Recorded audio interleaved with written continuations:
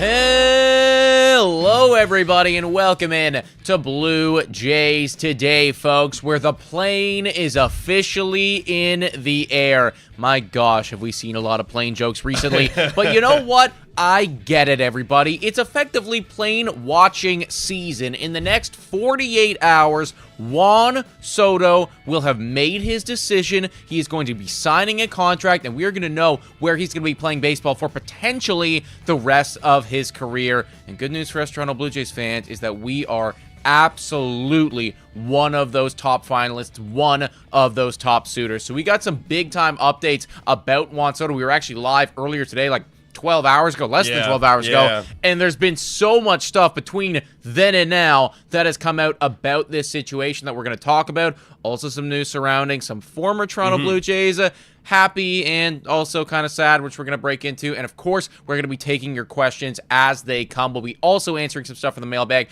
Should be a very good Friday night to kick off what I'm going to be loosely referring to as the Juan Soto weekend. It's Soto weekend, guys. Absolutely. Happy Soto weekend, everybody. And as you can see, we got our Juan Soto bottle over here and our Corbin Burnes bottle over there. You know, just some of the biggest free agents that the Blue Jays have been rumored in. And if they do sign, then we're going to pop them. Hell yeah. Right here on the live stream. Hell yeah, and there's going to be multiple live streams. We're going to be going live Saturday, maybe Sunday, depending on how everything goes down. And then, of course, like all throughout the next week and all the winter meetings. So I'm very excited. So thank y'all for tuning in tonight on this lovely evening. 186 of you right here in the beginning. And also, when Nick's talking about that mailbag, take a moment right now, guys. If you have a burning question, go in that description down below.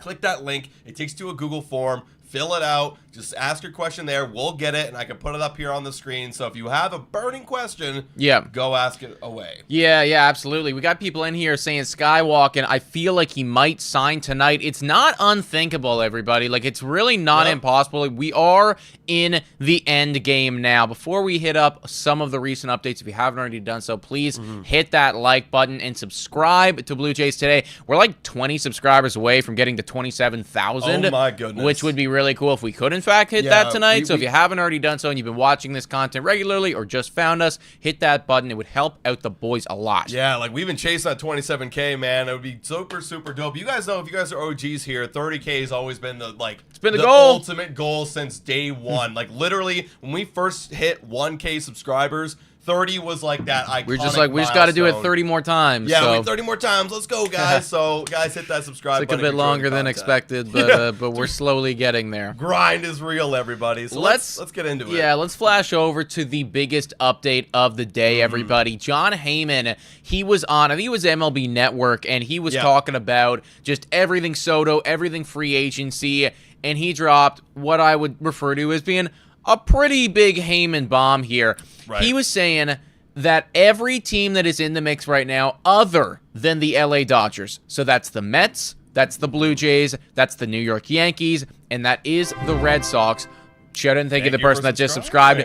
Every one of those teams right now has an offer on the table for $700 million or more. Yeah, no, I mean, it's incredible. It's right? fair to chuckle at that because it is actually fucking insane when you think about, Juan Soto being one guy on the field of, in a lineup of 9 guys, and then, you also got your pitchers and your bullpen and everything. $700 million or potentially more than that committed to one player, and there are 4 teams that are willing to do that right now. That is just ludicrous, guys. Like, when we were talking about the $700 million mark, it was just more of like that will be the number that kind of puts him over the edge. But there's been reports out there, I think it was Jeff Passan talking about with Buster Olney. They were discussing, we could easily see this number get up to 750. And wow. And literally, I made a skit joking about that 750 mark. And I was like, nah, I'm putting it in here just because of how ridiculous it is. Nah.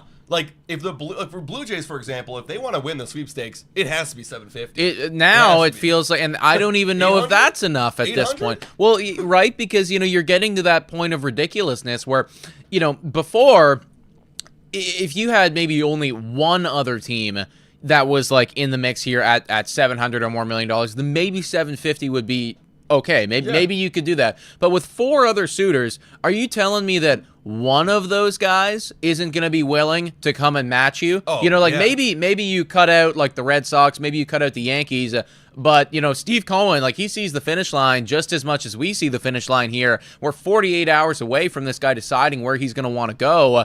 Is he going to let $20 more million stop him from getting a generational Hall of Fame player? Like, it feels like because we're in the end game, because, there is all 4 squads right now, like, no one's going to want to bow out. Yeah, I was hoping at this point for the Blue Jays' sake, my little hope that I do have, I was hoping that it'd be like one other team. I hope it would be us and the Mets over $700. Yes, yeah. It's like, okay, we might actually be able to. We got a chance here. The Yankees are still in it. The Red Sox are still in it, and they have. I've heard some a couple tweets here and there coming from MLB Insiders, just saying like those guys, the Red Sox and the Yankees, feel like they're lesser of a likely odds that they're going to sign, but they're kind of in their like final offer stages. Right. Well. Actually, we have a tweet, I thought, or not tweet. We do, MLB, yeah. Trade to rumors. And I want to get to that in a second, but before we do that, I hear what they're saying, and I get it, but that whole conversation of, the Yankees, they're scared of spending money and getting over that $300 million luxury tax and all that shit,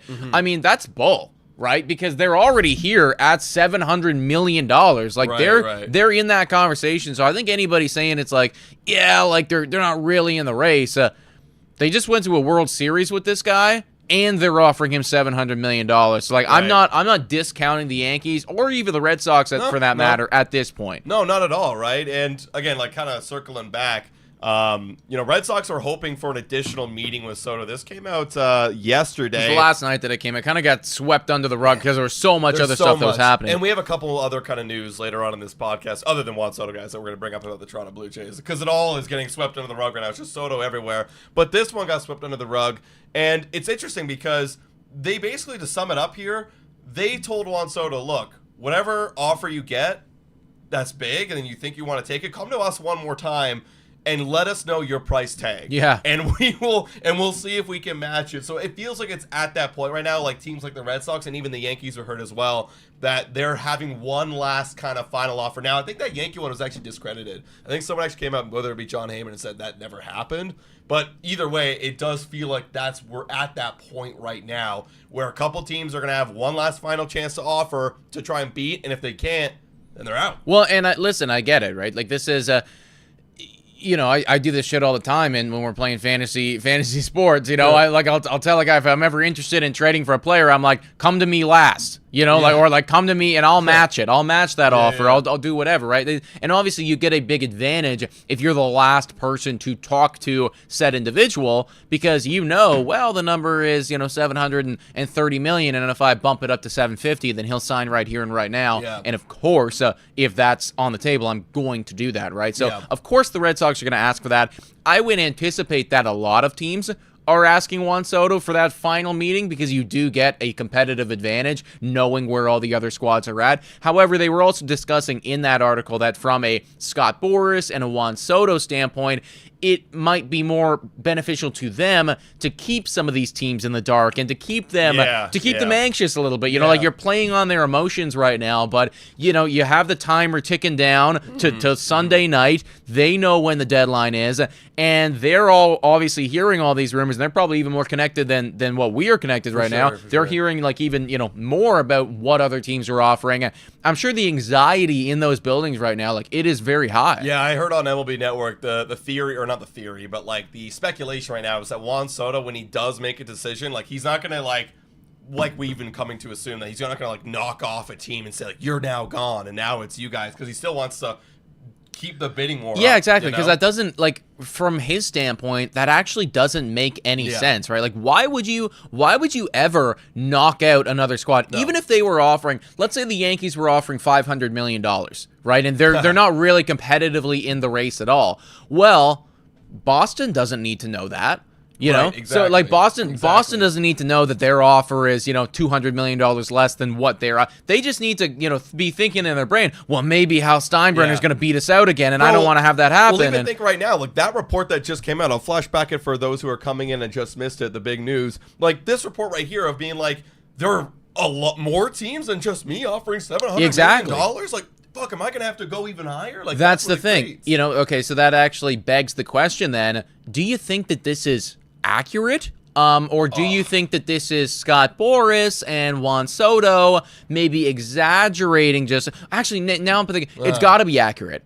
Because, because if you're the Boston Red Sox or if you're like, the Toronto Blue Jays or something, and your offer is $650 million, you're like, wait a second. It's bullshit. It's all bullshit. So it needs to be accurate because then, if you're a team that hasn't done that, then you're going to be like, what the hell are you talking about? We haven't done that at all, Yeah.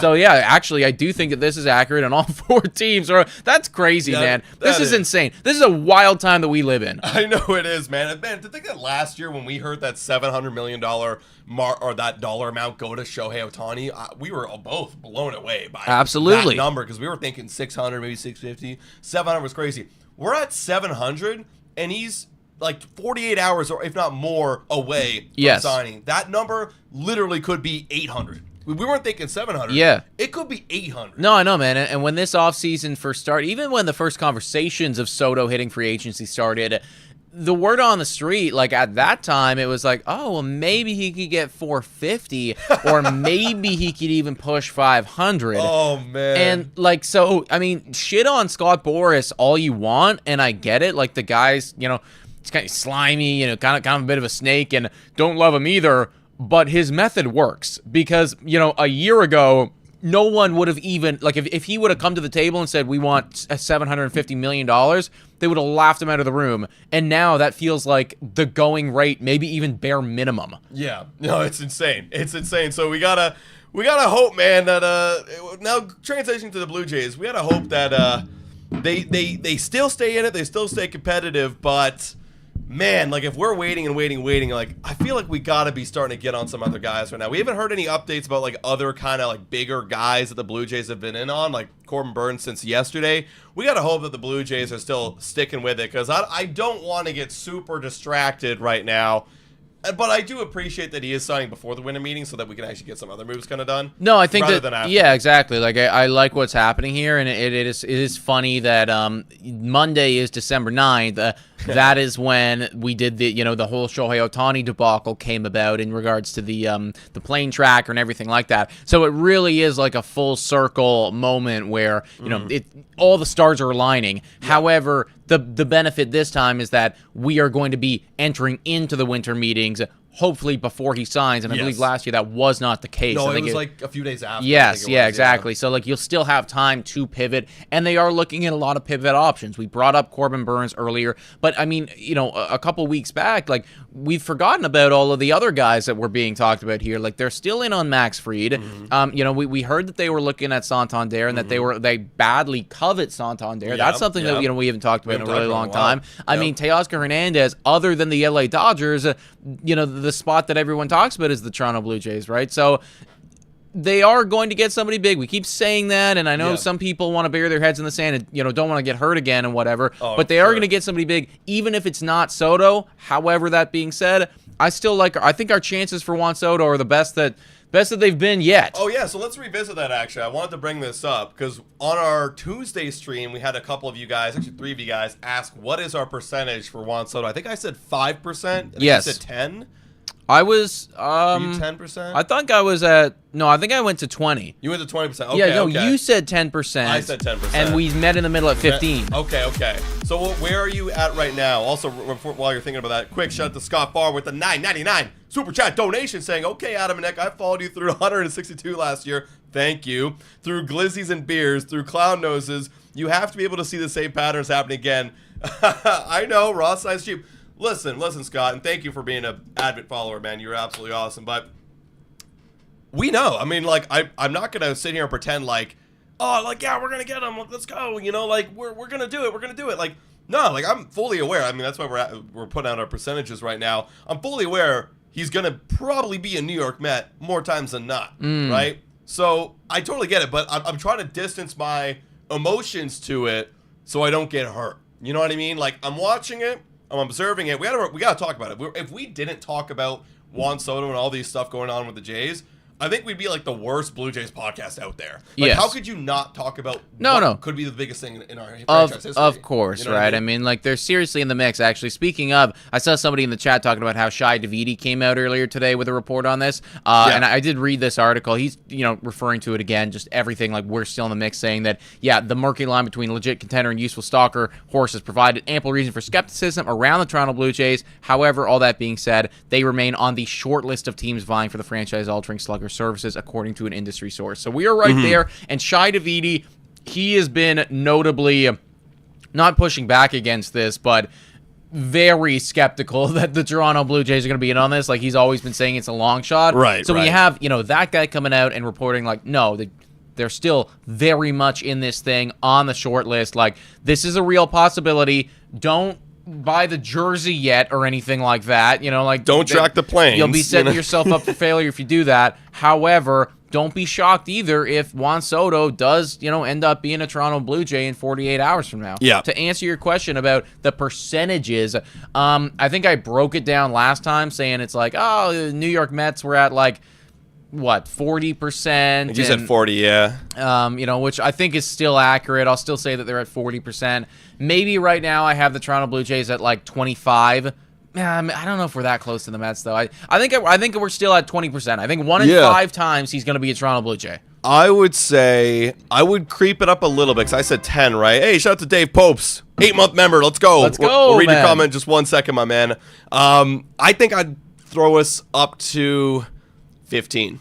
I think I'm kind of getting closer to you because I still, at the end of the day, really think it's like sure thing, Mets all day, every day. I get it. I do get it. Yeah. Like, they are ultimately, they're the favorite for the reason. Yeah. Like, I see us, it kind of varies. Actually, so I'll do 16.66667 because I literally said it's like rolling a die and hitting 6. That's where I think the odds are. No, rolling a die, hitting a 6. Sure, right? So you're at 1 in 6. I'm at 1 in 5. Like, it kind of feels like that's where they're at right now, and that's enough of a shot, right? Like, there's 5 teams left. 1 in 5. 1 in 6. 5. I think that makes sense. We got a fair chance. Like, we're right there in the mix. I do think you can kind of rule the LA Dodgers out at this point. Like, they haven't officially been taken out, and maybe LA fans won't like it that I'm saying that. But if there's 4 teams that are offering $700 million and you are not one of those teams, it feels like you're not in the race right now, unless of course they're offering him like a 3-year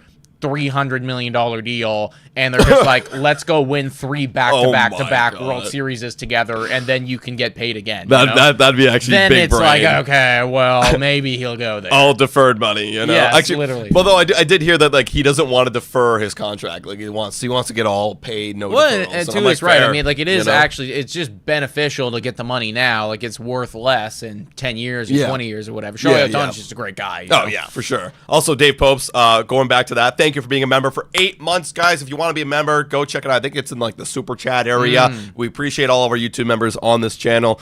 Dave's saying, I'm looking forward to this being over so we can pivot quickly, bro. I feel that, I get it, dude. I do get it. It's like, it's now getting to that point of Soto fatigue. I saw some people talking about this where they are now getting exhausted about talking about Juan Soto, and I understand, like, we as well are at that place. What's keeping me in it right now is the hope. It's the excitement. It's the numbers that we're seeing, and it's like also there's another tweet I want to bring up in a little bit, but it's like the stupidity going on with the Jays. Exactly. Apparent the stupidity. And what did we say, right, when the offseason first came about, and when we were talking about what it's going to take for them to get Juan Soto. Yeah. There was a couple different terms that we were using. One of them was we got to give them fuck it money. Give it fuck it money. Right now it's looking like that is happening. It's happened. Yeah. We were also saying that in general the Toronto Blue Jays need to come out and just say fuck it and go balls to the wall here. If you're going to outbid Steve Cohen, if you're going to outbid Hal Steinbrenner, if you're going to deal with all that stuff and bring one of the best generational players to Toronto, you got to get a little stupid. And that's what's happening right now. According to Robert Murray, very reputable individual, he was saying that one of his sources had them saying they're poised to do something big and stupid. You know what's funny? I brought this up to Nick right before this podcast.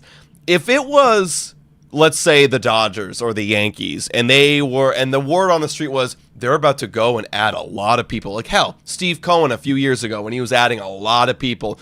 Did anyone refer to him as doing something big and stupid? Or did they call it, wow, this is like the best time in Mets history. Like, this is exciting. This is like really great for baseball, bringing back the New York Mets.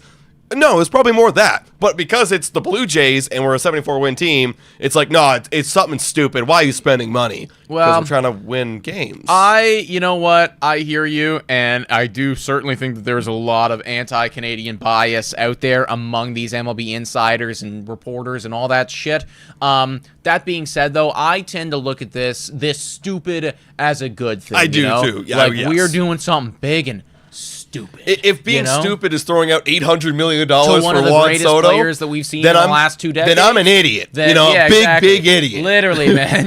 Like, I am ready to get dumb with I'm going to get so dumb. Yeah. Maybe that's our thing. Okay, Fantasyland here, everybody. Fantasyland.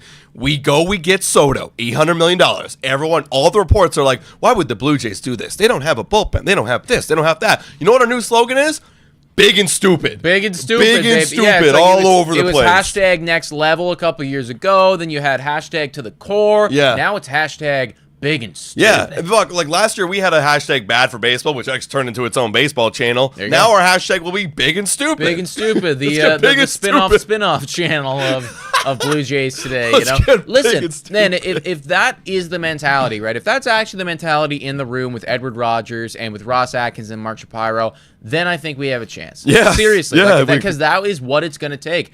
I do believe that Steve Cohen is willing to get big and stupid. It's sounding like the Red Sox, their ownership group, they're ready to get big and stupid. Yeah. I don't know if the Yankees are ready to get, totally big and totally stupid, but they're getting pretty dumb. Right, so we got to at least level or match that level of stupidity among these other owners. Thank you. Shout out to Jose for joining the community. W's in the chat for Jose. Everybody, welcome our new community member. But yeah, guys, if you haven't already done so, please hit that subscribe button. Just like Jose, we're like we said, very close to 27,000 subscribers. Yeah. We would love it if we could hit that milestone this evening. It's been a work in progress, and if we can get this thing up to 100 likes. Massive shout out to whoever number 100 is, everybody. Let's pivot and talk a little bit about something else before we continue these Juan Soto discussions. We're not done talking about Soto. We're going to keep watching this, and I imagine while we are live tonight, which will probably be for, maybe 2 hours or we don't know. Well, it depends on, the stove and everything. I wouldn't be surprised if something else breaks while we are here. So kick your feet up, get yourself a beverage, and stay tuned.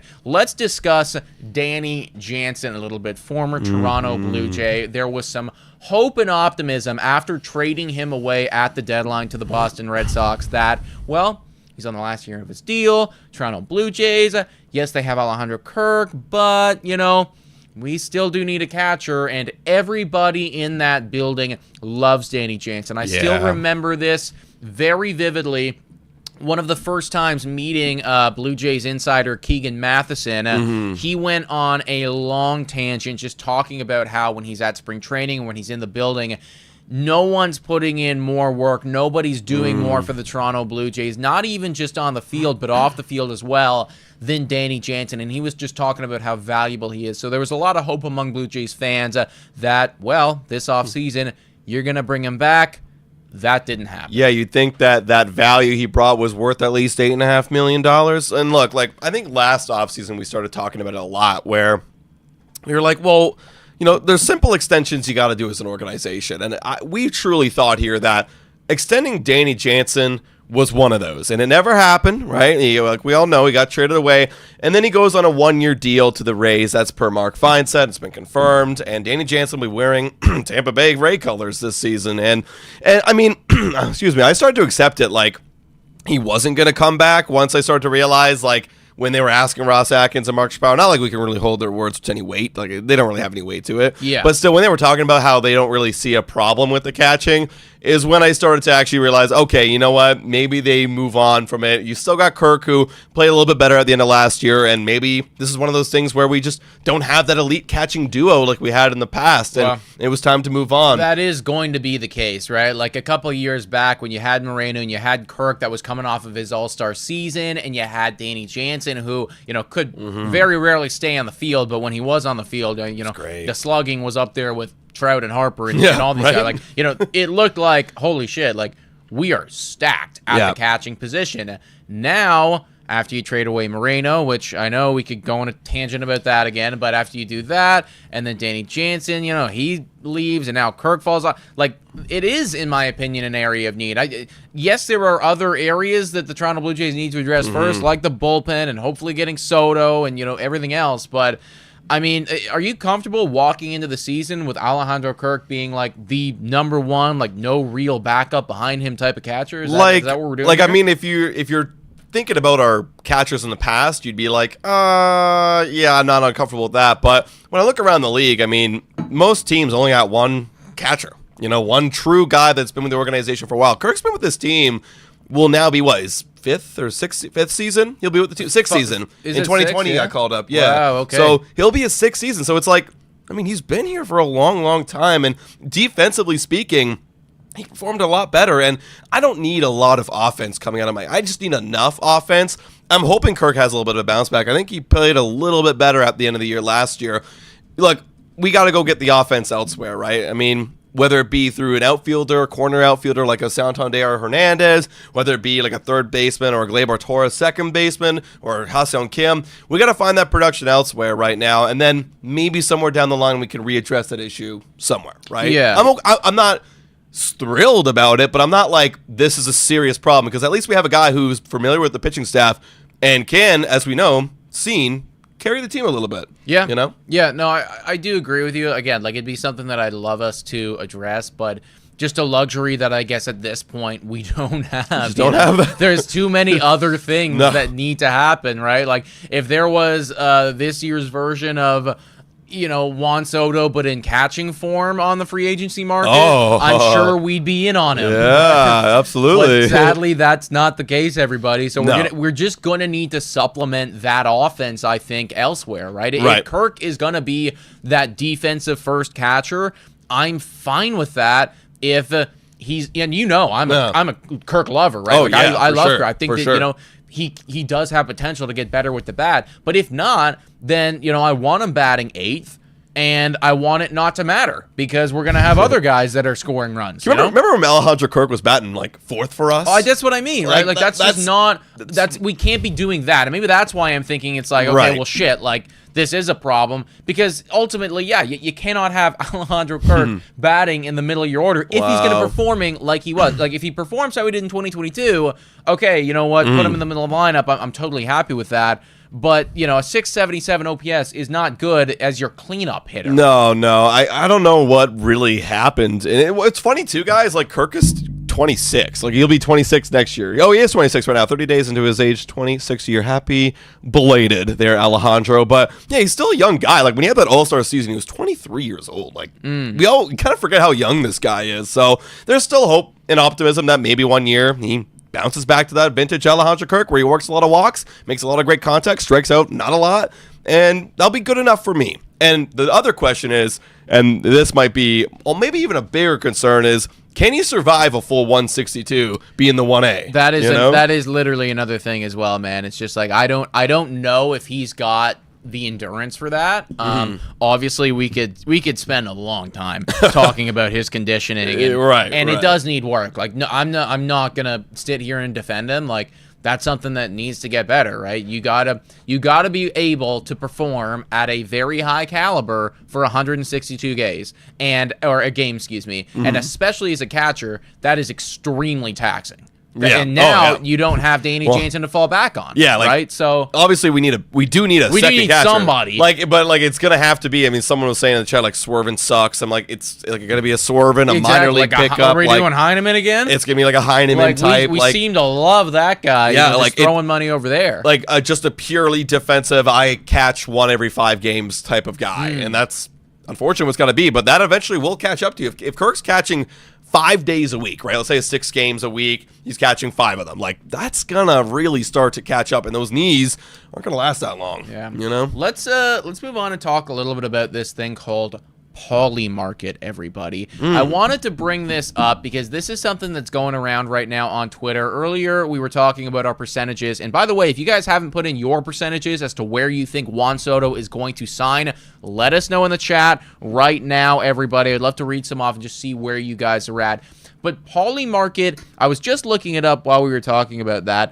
It's this prediction market site. Yeah. And it I guess reads off as saying it's allowing you to stay informed and profit from your knowledge by betting on future events across everything. So it's effectively just like a magic 8-ball, but they're marketing it like it's math and it knows shit. Right.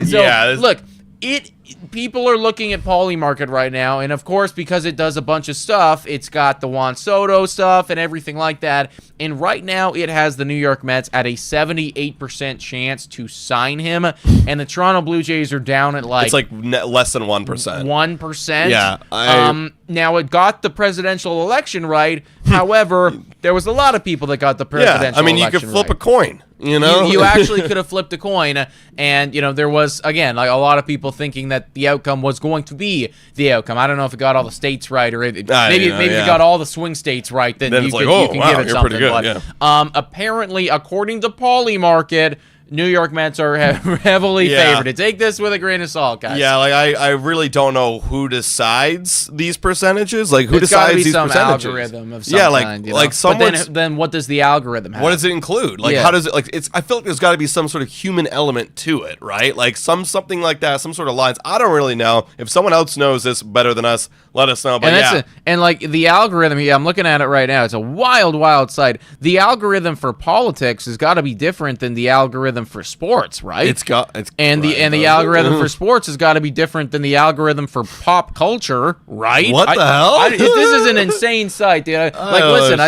This feels like something of the future, but I just don't trust it. Dude, what is this thing about you can put money down on this? I don't know, man. I don't know. What is this? I don't know. But that like picked up steam, and like everyone's been like, guys, Polymarket says Jays only have 1%, so they're not going to sign. It's like, what? I don't know. I'm just going based on what I'm hearing right here. Yes. Does Polymarket have a Bluetooth microphone in Juan Soto's like office where he's taking all these meetings? Like, that's the only way they'd probably know that. In that case, then all right, you can tell us what's what. Exactly. But I got a feeling that is not the case, everybody. 444 people in here, guys. If you haven't already done so, please hit that like button and subscribe to Blue Jays Today. If you do subscribe, your name will pop up right here, and we'll give you a huge shout out. Like we said, we are on the road to 27,000 subscribers. We got to be getting very, very close. We also did get to 100 likes, so thank you very much to everybody that's liked up the stream. Can we get to 169? Massive shout out here to Last Duel Gaming with the $20 dono saying, hi guys, I just want to say happy Friday and go Jays go. Hoping for a big offseason. Please, Ross Atkins, sign good players. I don't care if the Blue Jays don't get Soto. Sign better players than last offseason. And ultimately, that is what we are hoping for too. Yeah, like guys, don't get it confused here. Like, I just want a good team. Like, at the end of the day, I just want to have a good team. I don't care if it's with Soto. I don't care if it's with Burnes. I don't care if it's with a collection of a bunch of guys that all make up 90 wins. I don't care. Just give me a good team next year and be stupid. So thank you, Last Duel Gaming. Thank you, Abba Edgar, for the $20 dono. Also, speaking of Juan Soto, I wanted to bring this up because I thought it was kind of funny that the big argument against the Blue Jays not getting Juan Soto was, oh, but their team is like their roster's not good, and there's not a lot of good. They haven't had a lot of success in the playoffs, and there's blah blah blah, and Vladdy and Bo are leaving. Well, this came out from John Heyman on his stream talking about the Mets, the favorite in this race, and giving a reason why their roster construction is not good. Thank you, the person that just subscribed. W's in the chat for them. So Mets Bat Flip is quoting John Heyman here, who said on his live stream earlier today. He had a big one today, answering a bunch of questions. And he was saying, with the Mets, the issue could be the roster around him. No one to bat behind him in the lineup. They need to up their offer. Now, I don't know if that's just him spitballing, like, well, trying to think of what could the potential issue here be with a Juan Soto signing in New York. If that's the case, I mean, well, they got Francisco Lindor in the lineup. They got Mark Vientos, and it would be Juan Soto in the top three. Well, if you really wanted to make him happy, you just move Juan Soto up and put someone behind him like Mark Vientos or Francisco Lindor. Like, you just make it work. Yeah, I think right now, if you were to look at the New York Mets lineup, you'd probably want to have Soto batting 3 for them. Right, and it'd be somebody like, what, Nimmo? Yeah, Nimmo, maybe Vientos behind him. Right. Like, okay, yeah, it's not Aaron Judge. Yeah. But no one is. There is literally no one that is Aaron Judge, unless maybe you go in the middle of that Dodgers lineup, right? Like, there's nobody that's gonna be that guy for you. So I do hear what they're saying. However, like, he still wants Soto, and like, ultimately, okay, maybe he doesn't score 126 runs this year, but instead has 126 RBIs. Right? It's like, you're still gonna get production.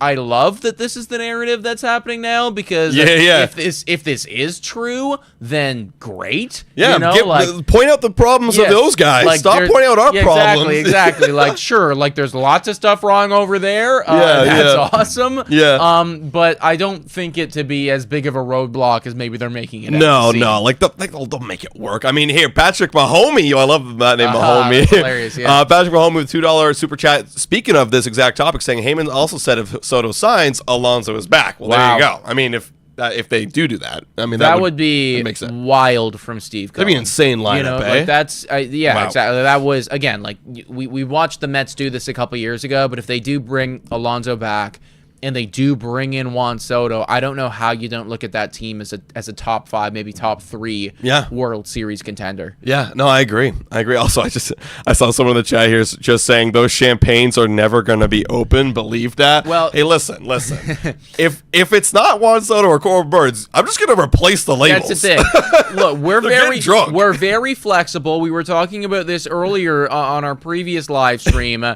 Maybe that bottle shifts to the Gleyber Torres bottle. Yeah. Maybe it becomes the Tyler O'Neill bottle. And we'll drink it a lot differently. Like, I'm picturing drinking this bottle right here, like, popping it fucking. Oh, yeah. No, like, we might need to put shit on the set because, like, it's going to get bad. Like, I might not actually have any of it because I'm just going to be spraying it all everywhere. The fucking place. Whereas if it was the Gleyber Torres bottle, I'm just going to pour it into a glass and sip it sadly, basically. Yeah, maybe I sip it straight from the bottle, just like, okay, well. What's our lineup look like now? Yeah, pretty much. So that's where we're at right there, everybody. One thing I wanted to bring up too was talking a little bit about Roki Sasaki. Okay. Before we get to the trade conversations. We got some trade updates as well to talk about the Toronto Blue Jays. But a couple days back, it was reported that the Toronto Blue Jays are very serious about Roki Sasaki. Right. And we didn't really get an opportunity to discuss this because of all the Juan Soto sweepstakes and everything like that. Where are you at right now with Roki Sasaki? And is there a legitimate chance, or are we just fodder for the LA Dodgers here? Well, I mean, the whole conversation around Roki Sasaki is that we apparently have established a really great relationship with him. Like, very early, like, I'm talking 4 or 5 years ago, before this guy became the Roki Sasaki that we all know. We were predators.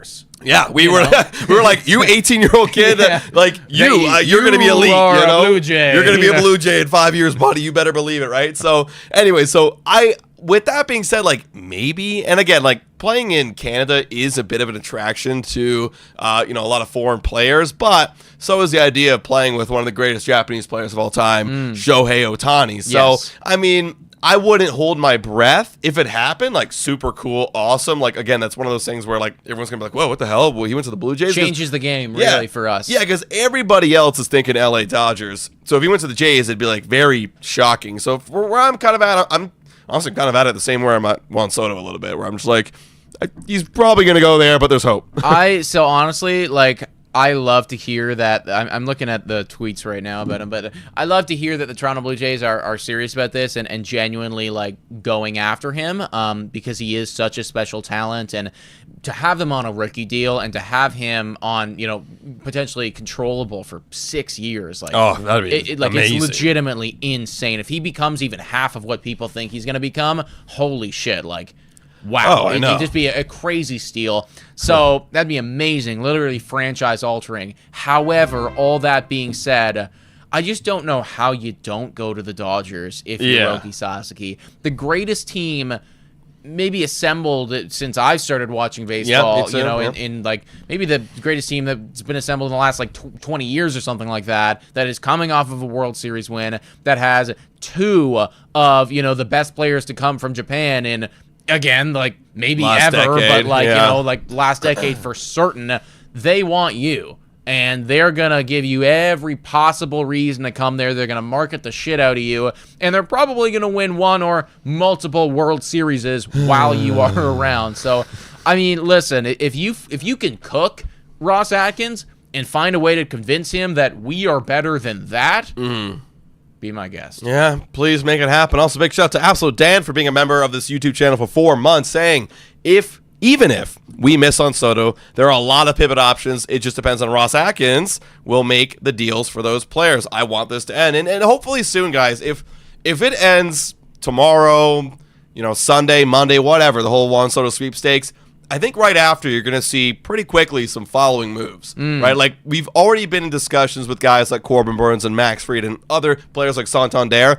I think once Soto falls, all those players are going to get all the offers from like us, the Yankees, Mets, all the big teams, Red Sox, and it's hopefully going to be a lot quicker. If you had to put money on it right now, who is the most likely player you think that the Toronto Blue Jays are going to get? I was thinking that a little bit. I honestly, dude, I feel like we're going to get a starting pitcher. I think that is increasingly likely. I get it. I mean, like the reports have been extensive, talking about Fried, talking about Corbin Burnes. I haven't seen us linked to Flaherty yet, but I always thought that he would make sense for us. Like he wouldn't totally break the bank, but he would be like a nice kind of refresh to the rotation. Yeah. You know what? It is really tough. I mean, all these odds are fucking 10%, 15%. Like it's tough to imagine seeing the Blue Jays like signing a bunch of guys. There's a lot of teams out there that are gonna want Max Fried, that are gonna want Corbin Burnes. Yeah. I honestly think, maybe this is crazy to say, but I actually think maybe it's Corbin Burnes, because if we don't spend it on Soto, we go kind of ballistic and just give Burnes the bag. If we go insane mode, like if we're actually going to do something big and stupid, then maybe it is really big and stupid to give, an aging pitcher like $45 million. Like, can you imagine if we just go like actually insane mode and just like offer the most ridiculous contract? No, I think so, right? Like, I mean, it could happen, right? Look, those of the big guys, I'm talking Fried, I'm talking Burnes, I'm talking probably the floor would be like a Teoscar Hernandez, Santander in terms of like money amount. Where are you kind of at in those range of players? Okay, well, if in those range of players, like the really big additions right there, I do think that there's a great chance for the starting pitchers. And I don't know if I'm going to go so far to say Corbin Burnes, because I feel like, I don't know. I feel like he's going to want to play on a really competitive ball club. Maybe we go balls to the wall and do something crazy, but I just think that there's going to be a lot of competitive teams out there vying for his attention. Right. I don't know. I've always thought that Santander makes sense, and I think that, again, like we've heard that they badly covet Anthony Santander. I think that Teo's going to be a Dodger and going to remain an LA Dodger. I think that the Toronto Blue Jays will love the opportunity to steal somebody away from the Baltimore Orioles, and especially somebody that has 44 home run type of power. So I would say out of those big guys, it's going to be Santander. I do think, though, and I saw the name come up in the chat several times, that honestly, if I had to bet my life on anyone that we're gonna get, Tyler O'Neill feels like a really good one, Yeah, outside the big guys. Outside of the big names, like we're talking about somebody who's gonna provide really good value when he's in the lineup. You're probably gonna get at a bit of a discounted rate because he was injured last year. But the ceiling of what he could provide, I think, is worth the dart throw. And correct me if I'm wrong, like Canadian boy. He's Canadian. Exactly. That's the big, so it's big like attraction. There's just so much stuff that's kind of checking all the boxes there. So, everyone's always like, nobody wants to come to Canada. Well, if you fucking grew up here, then maybe you do. Yeah, right? no, I actually think if we miss out on like a Santander, like I would lock in Tyler O'Neill signing to the Blue Jays. I would lock that. You still need to do something else. Like you still need to get another person. But I'm certainly not going to be upset about that signing. No. Right? Like if they went out and they got a big time pitcher, let's say they get Max Fried, and then you also go get an O'Neill, and maybe you get somebody like a Gleyber Torres. Like, okay, now we're talking. Yeah. I still think we're I don't know if we're World Series caliber or anything like that, but like we're better. You can roll the dice again. You could roll the dice for sure. I think we got a super chat dono right here. My chat kind of like froze. Bill Baum coming in here go. with the $5 donut saying, can you imagine signing Burnes, trading for Arenado / Helsley, then lucking out on Sasaki? Dude, I mean, it's funny how all of us like to go into the fantasy. Like, you know, like I was having this thought the other day, man. Like, yes, I can imagine it. Do I think it would happen? No. But that would be incredible if you got all those things. Right. But, Phil, I was having this fantasy land the other day where it's like they somehow luck in to getting Roki Sasaki, and then you also end up getting the first overall draft pick, which is going to be happening on Tuesday. They're going to do that draft lottery. Then it's like, you know, obviously you're going to pick the biggest time hitter right there, either Laviolette or Ethan Holiday. So it's effectively you have the #1 overall ranked pitching prospect in baseball being Roki Sasaki, and then you'll immediately get the #1 ranked offensive, you know, player. Right, you right. know, so it's effectively Helps like the our farm, rebuild. Our farm system is like, bam. Oh, like, amazing. And one could pitch right now. You know, yeah, one could exactly. play You know, pros right like, now. It would actually, like, the rebuild would be like, boom, we're back. Oh, I love it. You know, a little different little outlook on the season. Also, this just reminded me right here, King Zimmer saying, King Zimmer, I don't know if that's Bradley Zimmer reference, but It's gotta be. If it is, hell yeah. Saying we need Romano back, and that's something talk about that, yeah. that we actually didn't, well, like, I saw it for a moment, but there was so much going on with Juan Soto. It's like, I don't have time for this right now. Like, there's so many crazy things going on. But the Blue Jays actually came out and talked about being interested. Blue Jays meaning Ross Atkins came out and talked about them actually being interested in re-signing a Jordan Romano. Now, if you guys remember, they declined his arbitration. They non-tendered him for, it was $7.75 million he was going to roughly get in arbitration. But they said, no, we're just going to avoid that. Non-RBU, you're going to be a free agent. Now they're thinking about, well, maybe we bring him back. I mean, hell, he's already living here in Toronto. Like, he's from the Toronto region. What if you bring him back on a cheaper prove-it deal? Would you be interested in that? And would Romano be interested in that? I've always thought that makes a lot of sense. You know, just again, like we need bullpen arms. We know that Romano, at the very least, likes it here. Yeah. I don't know if he is still going to be capable of pitching at the same level that he did. And yes, he's had his issues, and yes, some of the numbers have been on the decline. All of that I recognize, but getting him from a lower price, sure, why not? I mean, I do think, though, that there's probably going to be a little bit of animosity from him. I've done so much for you. I have the 3rd most saves in Blue Jays franchise history, and the second that I get hurt, you just toss me away. You toss me away like I'm nothing. So, honestly, like, I don't feel any way about him being upset at the Toronto Blue Jays, because I get it, you know? Like, yeah. I did so much for you, and $7.5 million. Are you serious, guys? However, if he is willing to come back for 4 or 5, yes, of course. Like, I think that the ceiling for Romano is still a very high quality bullpen arm. Yeah, like I could see it. Just like I can see Bo Bichette, both of those players just bounce it back to what their career averages are. Like, they're back to career forms, no problem, because they were both hurt last year. Yes, and when they were hurt, they played like ass. And then when they were on the field, so yeah, I mean, let's go roll the dice. Why not? If it's $4 or $5 million, why not? We literally need guys in the pen. Like, who's in our pen right now? Chad Green, like notable guys. Chad Green, Brendan Little. That's all I can name you. Is there anybody else? No. Chad Green, Brandon Little? Yeah. That's it? I think that's all we Eric got. Swanson. That's it. That's all I can name you guys. That's all I can name you, right? We need Anthony Ghost. Is he still playing? I don't even know if he's still playing. I know he transitioned to a bullpen guy.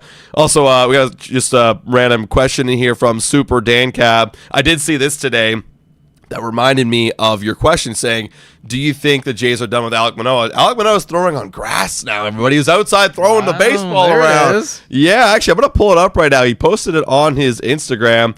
He was throwing the baseball. Remember, we had a little update where he was throwing it in the facility, but now here we go. Look at this, y'all. Alec Manoah out there on the diamond. Hell yeah. Hell baby. yeah, man. There it is. We're moving. We're moving, or we're going in the right direction. We're going in the right direction. We're progressing well, hopefully. I mean, he's not throwing off a mound yet, but he's just getting that arm strength back. So are we done with Alec Manoah? No, because he's going to cost you like $2 million for what could potentially... The ceiling is Cy Young. We all seen that before. But at the worst, we all seen that too. But at the hopeful average... This guy can pitch, 30 games in an MLB season, and or maybe hell, I'll even lower it, 20 games and be okay for you. Yes. At the average. So yeah. $2 million for that? Thank you. I'll take that. Yeah, 100%, man. I was just looking on Twitter, and did you see that clip about Ken Rosenthal talking about Soto and how it pertains to Vladdy and everything like that? Kind of. So he was on foul territory. And let me be very clear, guys. We were talking about this earlier today, but Ken Rosenthal fucking hates the Toronto Blue Jays. He hates us, man. Like, I don't know what we did. Was it that you fell in love with a Canadian girl years ago and she broke your heart, Ken? Is that what it is? Like, seriously, tell me the origin story, because like this villain arc from you hating Canada, like, it's not cool, dude. It's insane. Yeah. However, that being said, I do think he's on to something here when he was talking about Soto, and he was saying if you wanted Soto, this was on the Foul Territory podcast, if you wanted Soto, you should have locked up Vlad Jr. by now. Bro, we hear you, bro. We've talked a lot about that on this channel a bit, but do you think now that we're down to the wire here that that's going to be the difference? I think it definitely plays a factor. I still am a firm believer that the money is going to always talk. Like, if we offer him $800 million and then the Mets or the Dodgers or the Red Sox, offer $750, like, we're going to get him. Like, that's just what it's going to come down to. But I agree. I mean, I do agree with Ken Rosenthal. We were screaming on the top of our lungs, like, first of all, you got to sign Vlad anyways, not just for the reasons of Juan Soto. But this is another big reason, because what's he going to do? Come over here and then play 1 year with Vlad without any guarantee that he's going to be back with the Jays? Like, I thought if you really wanted to convince Soto, you bring Vladimir Guerrero Jr. in the room with you, and you have him talk to the, like, you first of all, you need to be on the same page with Vladdy before you do this. Being like, hey, Vladdy, like, let's like we got that's the thing. It's a messed up mess where like you actually need to be in almost an agreement with Vladdy, and then bring that in the room. Be like, hey, Soto, if you sign your deal, we're on this agreement with Vladdy where if we get this done, you'll both sign at the same time.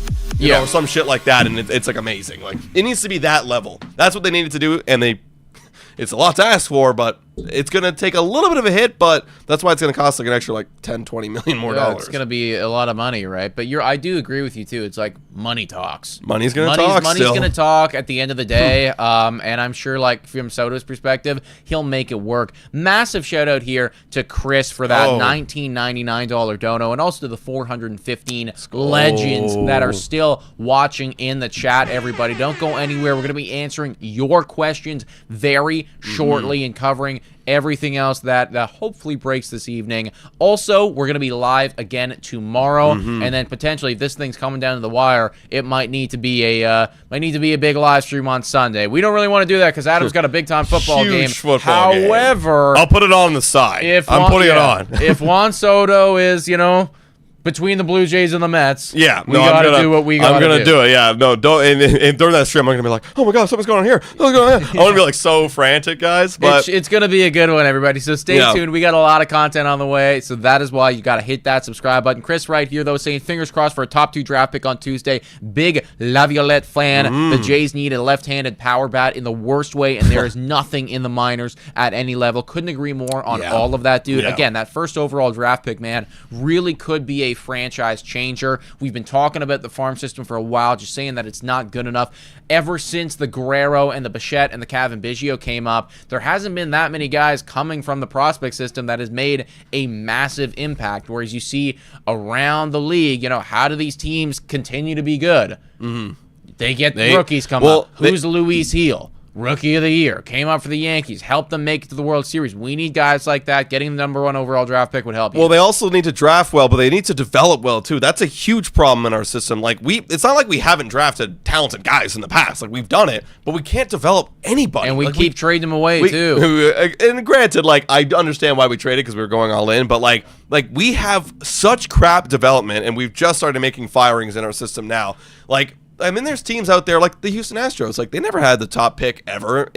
Early on they did because they were tanking so much. But then to continue their success, they never had like a top pick. But they kept drafting, and developing well. Right. And that's why they're so successful. So, yeah, we got to be better in all assets of the game. I completely agree, man. Another dono right here. You guys have been amazing. Thank you so much to everybody who has donated and liked and subscribed this stream. We so appreciate the support. Very close to 169 likes, by the way, guys. Massive shout out to whoever gets that 169 right there. Michael Borland saying, Ken used to come on with Sportsnet all the time. Sportsnet started going with Passan and Morosi instead. Since then, Ken has been a hater. Oh, so that's the origin story of the Canadian hate bias right there. Man, I just don't get it, man. Like, again, I brought this up on our Blue Jays Today show earlier today. I'm like, I liked Ken. He was a Ken too. Fun, colorful guy, you know, with the bow ties.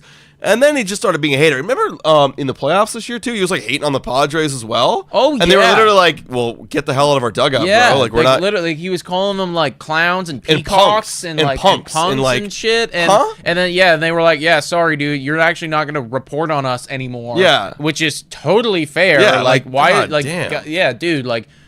Okay, we get it, but you know you don't need to go that far. It's just it's too much. It's too much. Ken, take a chill pill, dude. It's all gonna be okay. Let's talk a little bit now about some Toronto Blue Jays trade rumors, folks. Obviously, free agency is going off the hook, but there are more than one way to add to this team and to make it better, and that is through the trade market, which the Toronto Blue Jays have been reportedly very interested in. We've heard from Keegan, we've heard from other guys around the Toronto Blue Jays that this is going to be part of the strategy for this winter, especially trading away some of those guys in that middle infield. I'm talking about Barger, I'm talking about Leo Jimenez, I'm talking about maybe Horwitz, maybe Clement. There's so many different guys that hold some value and just simply are not going to be getting enough at-bats on the Toronto Blue Jays, and trading them away, especially for a bullpen guy, could be the move. Yeah, like we don't have enough money to just fix our entire bullpen for this offseason. Like you could have to spend like $1 billion. Yeah, like you got to spend a lot. Spend Juan Soto money to fix that bullpen. Like no, seriously, you got to spend like $50-60 million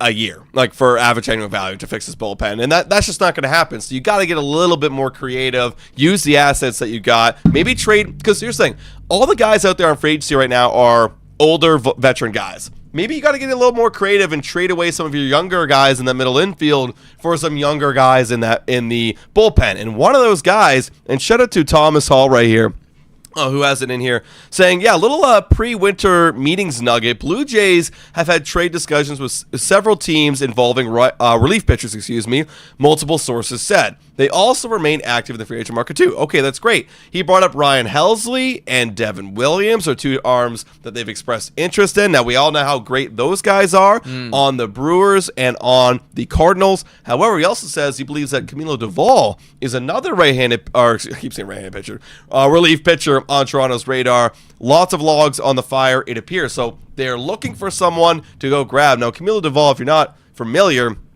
he was like coveted as like one of the younger kind of breakout arms in the league, and he's still 27 years old now. Had a bad year last year with the Giants. He had a 4.88 ERA with a WHIP of 1.5. Apparently the big problem here is the walks. Like the walks were just out of control. I think he's in the first percentile in terms of walks, but everything else, like the stuff is still there. I mean, expected batting average, expected ERA, fastball velocity is still very good. The strikeout, the whip, it's all there. Just walking a bit too much. So maybe this could be a nice buy low candidate with lots of control. That might look good on the Blue Jays. No, I think it's great, dude. And the guy's in the middle of his career are going to be age 27 starting next year. So age not a factor at all. And you got to even imagine that some of his best years are ahead of him. Right. We were just talking about the money, how it's going to fix the bullpen. I was curious. I'd never thought about this before. How much money are they actually investing in the bullpen right now? Not a lot. Yeah, is that what you're looking at there? I pulled up the contracts right now, the payroll for next year. There is 2 guys under an actual contract, not an arbitration contract, being Chad Green and Eric Swanson. Chad Green gets paid $10.5 million a year. Eric Swanson gets paid $3 million a year. That is arbitration 3, by the way. So he's not even like on a contract or anything like that. It's arbitration 3. Then you have one guy in arbitration 1 who's Zach Pop. And then everyone else is in pre-arb. That's nothing, Everyone else is in What is this? You could triple your bullpen budget and actually have a decent this bullpen. goes to show that we are not investing enough in the... Like, listen, I'm all for value and for getting, cheap guys doing good stuff, but we have, 10 guys on pre-arb here. No, I mean, and the one good value there is Brandon Little. He's kind of decent last year for $800,000. Sure. That's great. But we got Tommy Nance down here, Easton Lucas, Michael Peterson. This is not it. No, this isn't it. No. but look, we do need to invest more, and maybe it's via trade and obviously free agencies. We should hopefully see I'm hoping for at least one or two of those kind of signings before Christmas. That would be very nice. Also, quick shout out to Ann Beacock with the first super chat on a live stream in general, not just this one, but everywhere. So shout out to Ann Beacock for their first ever super chat. Appreciate you guys. Much appreciated, guys. We got 400 people still watching right now. Like we said, if you haven't already done so, hit that like, smash that subscribe button. Let's take a couple of your questions, guys. We asked, and you guys asked, and now we're going to answer in the mailbag. We got a great question in here coming from... I got to pull it up. It's computer's a little slow. Gets a little slow after some time when we're streaming and whatnot. But I gotta do real fix this here. 1 second. Give me a couple moments here, guys. Well, we got a bunch of different questions from you guys. If you haven't already done so, then go submit it. The link is in the description to the mailbag, folks. Also, 2 more likes away from 169. There's 400 people in here. I know that we can do that. So if you haven't already done so, please hit that like button. Massive shout out to whoever number 169 is. Let us know in the chat and you can claim it. This question comes in from Fernando. Thank you very much for submitting it to the mailbag, dude. He's saying, name the Blue Jays that would fit into each of these school categories. I love this question. We got a lot more just generalized contract talk and baseball and questions and everything like that. Juan Soto questions. We love it. Which we will answer. But this was a nice and fun change of pace that we wanted to throw in here. And you guys, please play along too and let us know. He's asking, who on the Toronto Blue Jays would you fit into these school categories? The class clown, the drama king, the best friend, the most athletic, and the most likely to succeed. Well, I'll tell you right now, and this should be unanimous, the most athletic is Addison Barger. I mean, he's definitely the most jacked. That's for sure. He definitely has a lot of torque on his body. I'm going around. I'm giving everyone their due diligence. I would say Bo Bichette. Bo Bichette's very athletic. I would push back and I would say Bo Bichette because he plays tennis. He plays that sport as well. Not just baseball. Whereas Barger, I don't know if he plays another sport, but he plays tennis and he plays it very well. Correct. He does. I would still stick with Barger, though. I've seen that guy run the bases. I've seen that guy over there at third throwing the body down. I know that Bo Bichette is certainly athletic in his own right, but I'm going on the Barger train. I also think that an argument could be made for Dalton Varsho, what he does out there in the outfield. That's very true, actually. That is also Dalton Varsho, incredible Varsho, athleticism that he does very regularly. I might go Dalton Varsho now. I think I might go because he's still got a good build too, but the quickness of him is just I can respect that argument too. I think there's a couple good ones. Personally, though, I would say Barger. Barger looks like an NFL player, but Bo is naturally very athletic. Yeah, that's the thing. Listen, there's definitely some athletic. We know who isn't the most athletic. We don't need to name names right now. But I think we all got a couple guys. We know. But there's certainly a couple athletic. Varsho used to play college football. I could believe it. Okay. I could believe it. I could see him out there at the corner position, or maybe a wide receiver. Maybe not wide receiver actually, but maybe he's white, so he can't play corner. No, not anymore. There's that one guy on the Eagles. Yeah, Cooper Jean can do it. I'll say that right there. Most likely to succeed. That's a good one. Who the hell is most likely to succeed? Yeah, I want to pull up the Blue Jays roster. I need to see their faces again. Class clown, Vladdy, done. Either him or it would be George, but I'm gonna go Vladdy. No, I think that's fair. Yeah, Vladimir Guerrero Jr. could definitely be the class clown. I agree with that. The drama king, who on the team is extremely dramatic all the time? I don't know. It's got to be somebody on the bump, right? Is somebody on the bump? I know that Kevin Gausman, or not Kevin Gausman, Chris Bassett can get real heated sometimes. Yeah, it's not really dramatic. No, he's not really dramatic. He's more just an angry guy. I feel like he's just upset a lot. Yeah, right. Frustrated. I would say maybe the drama king. I feel like Ernie keeps coming up to me right now. Ernie's a bit of a character. Bo's like the least. Manoah. But, like, are we counting Manoah, him? Yeah, you can count Manoah. That's fair. I mean, Manoah's maybe Manoah. He's pretty dramatic. We'll still say Manoah. All right, yeah. Okay. Guerrero, class clown. Manoah, drama king. The most athletic. We're all kind of split there. Most likely to succeed. Did we get anyone for that yet? Most likely to succeed. Does anyone have any outside ventures here? Yeah. People, like, who's the entrepreneurs? There's got to be some entrepreneurs Most here. likely to succeed. Like, who's, like, really... maybe Bassett?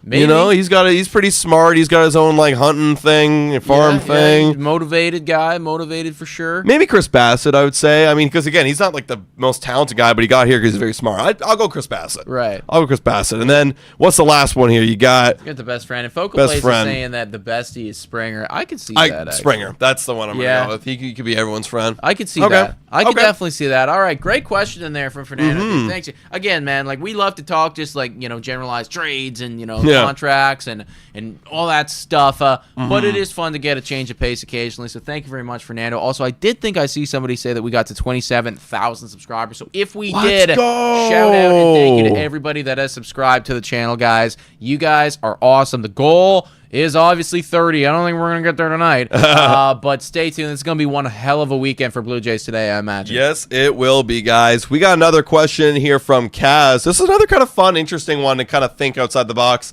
Say Toronto was not allowed to have a team anymore. What place would be best for the Blue Jays? It has to be a city that has never had a team. So people would go Montreal. That's where my brain went immediately. But a city that's never had a team. What about Vancouver? Well, Vancouver would Vancouver would definitely be a good one. You get some good battles between them and the Seattle Mariners. Yeah. For sure. Like, that would be like quite the rivalry right there. Yeah. I mean, there's also like, Ottawa. That's the capital of Canada. It's smaller than Toronto, but like, I mean, still. Could you get 50,000 people in that? Every game. That's the thing. Well, like maybe you need to have like a population and get 50,000 or try to get 50,000 people. Well, in there, yes and no though. I mean, think about some of the American cities out there that like Ottawa's got a bigger population than no, that's true. lot of like Colorado and like they got a bigger population than a lot of those places. So I mean, honestly, there's a lot of cities in Canada that would work. Buffalo. Put one in Buffalo. But moving to Buffalo. That's true. Yeah, it wouldn't be Canadian anymore, but we kind of make it our own separate team. Calgary, Edmonton. That's true as well. I think that Ottawa has a bigger population than Buffalo. Yeah, pretty sure. Yeah, but it's American. Somebody would need to fact check me on that one, but It's American, though. Americans are weird and wild. Stream says, what a stupid question. Well, hopefully we're not going to be losing our team anytime soon. Hey, it's a fun question, we'll see, right? Hey. Hopefully we don't lose our team. I don't think the Toronto Blue Jays are going anywhere. Can you imagine if there was reports that came out that they're moving us or some shit? I think I'm done. We're obviously changing career paths. Yeah, I'm done. I'm ending it right now. That'll be it. I'm gonna take a moment, like, kind of look through these questions here, guys. You guys have a lot of good ones right now. Yeah, of course. A lot of different people in here saying Calgary would be a good one. Calgary could make a lot of sense for sure, folks. I mean, Calgary definitely, and like some of the other big ones over there too, like Edmonton. Could make sense for sure. Also, outside of the Toronto Blue Jays, I'm not sure if you guys noticed, but Shane Bieber decided to sign he did back sign with the Cleveland Guardians, so that was a little bit of the news that went was good down today. Good to see him getting a second shot. Like, he was so good for so long, and then just kind of fell off the table a little bit, and had a bit of injuries, but rough performances.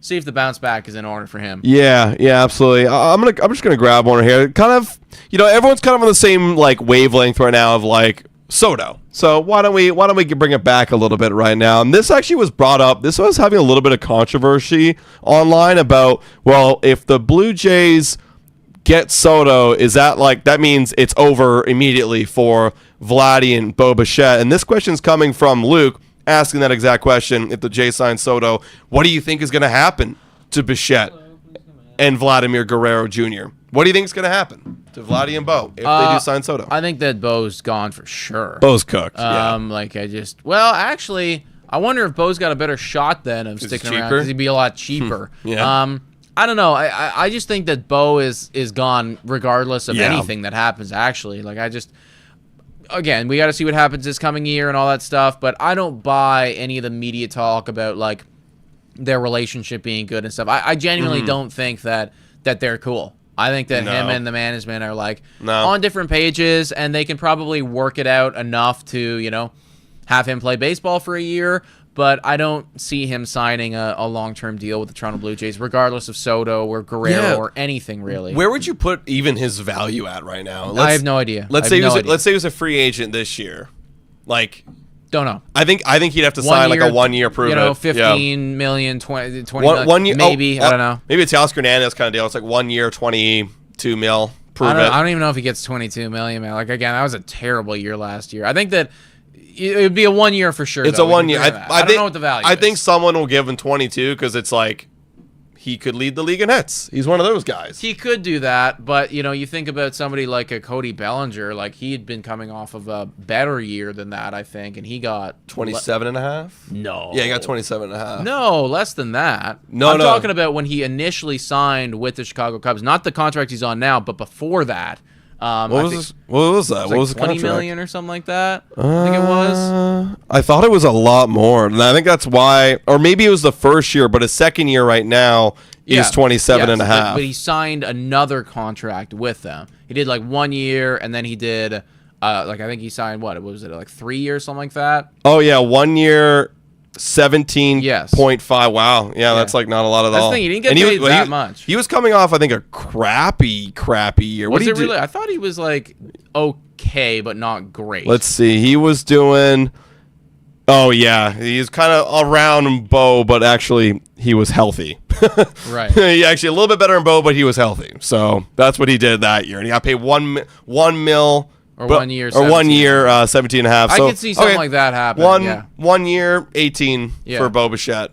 Yeah, I could see that. Honestly, that's his value, and I'm sure he wouldn't want to hear that because he's going to want to have a long-term deal for sure. So it really does boil down to what he does this season with the Toronto Blue Jays. Like, is this a bounce back year for Bo Bichette where everything gets right? But regardless, Soto or not, I don't see him coming back. Now Guerrero, on the other hand, you got a better chance with Vladdy, but the money is just gonna be a shitload, especially after signing Juan Soto too, because he's gonna literally use your own teammate as leverage for him. Yeah. Soto got 750. I just put up a 950 OPS batting behind him, and hit 35 home runs and did all that stuff. Well, now I need 500. Right? And that's gonna, like, if you want to have this pairing, I'm going to be 500, he's going to be 750, and that's going to be that. And I just don't think that that's a sustainable strategy for any baseball team, really, because, what happens the 1 year where one of them gets hurt or both of them gets hurt? Like, I just don't see the Toronto Blue Jays ever doing that. Yeah, like, you'd have to really reconstruct that whole roster. And I've been coming around to the terms of, like, okay, well, for the next 2 years, if you do go over the luxury tax, like, that will penalize you for those 2 years, but then all the contracts leave the books. You're going to have to, like, find a way to get underneath it again if you had 2 monster contracts, which is going to take a lot of creativity, let's be honest. It's going to be very tough. This one comes in from David. This is actually a fun. I like this one. Can you all please like, share, and sub to Blue Jays Today? I've been a fan for a while and recommend you all to follow these guys. Best Blue Jays podcast. Shout out and thank you right there from David, everybody. Hit the subscribe button. Share us on Twitter, guys. We do appreciate it. Like we said, we are going to be live for pretty much this entire weekend. We didn't talk about it. Maybe we'll have a podcast coming out tomorrow if anything breaks in the morning, but certainly in the afternoon to evening period, we're going to be live and following along with what we assume to be kind of the final hours of the Juan Soto sweepstakes and potentially the beginnings of some other guys' sweepstakes as well, like a Corbin Burnes, like a Teoscar Hernandez, and many others. So stay tuned. Stay tuned. Looks like some breaking news actually just happened right here outside of the Toronto Blue Jays, but still pertinent and important nonetheless. New York Mets staying active. Let me double check right here and make sure that this is in fact the case, everybody. Clay Holmes going to the New York Mets, and they were looking at him to be a starter too. Oh, they were? Yeah, I think that's right. Okay, well, this is from Joel Sherman, reliable guy, saying the Mets are in agreement with Clay Holmes pending a physical. Okay, wow. See, all these other teams are going out and getting like these outside dudes. Yes. Where are the Jays doing this? Where are the Jays doing this? That's the thing, like, I want us to get a move on.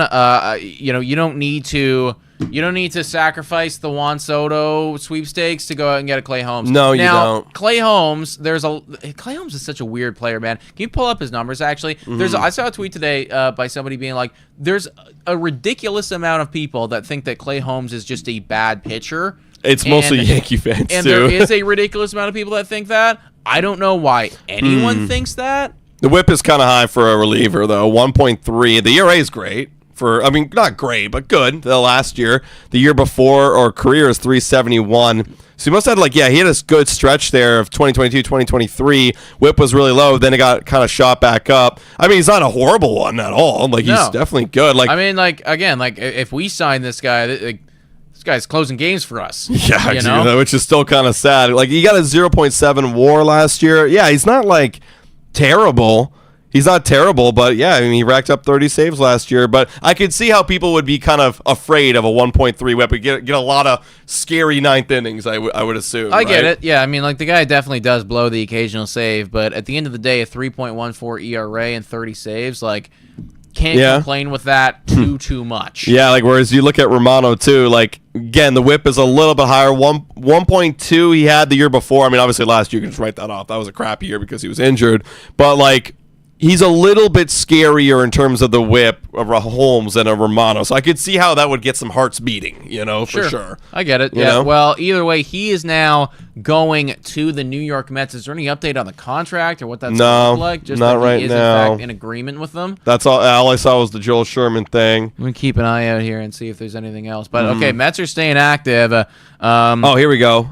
This one is coming out from Joel Sherman came out. MLB trade deadline news is also quote tweeting this or taking the information. 3 years, $38 million contract. So that's pretty good. A little bit more. No, how much money is that? That's 12. Math. 12.6666 something like that. Yeah. Okay. So about almost 13 mil a year. Okay. That's damn. Okay. If that's the going rate for a guy with a career 371 ERA with a whip of 1.3. Oh my gosh, that could be really dangerous. That could be a lot of money for a lot of other guys. Yeah, no, I get it though. You're talking about somebody that in the last 3 years too.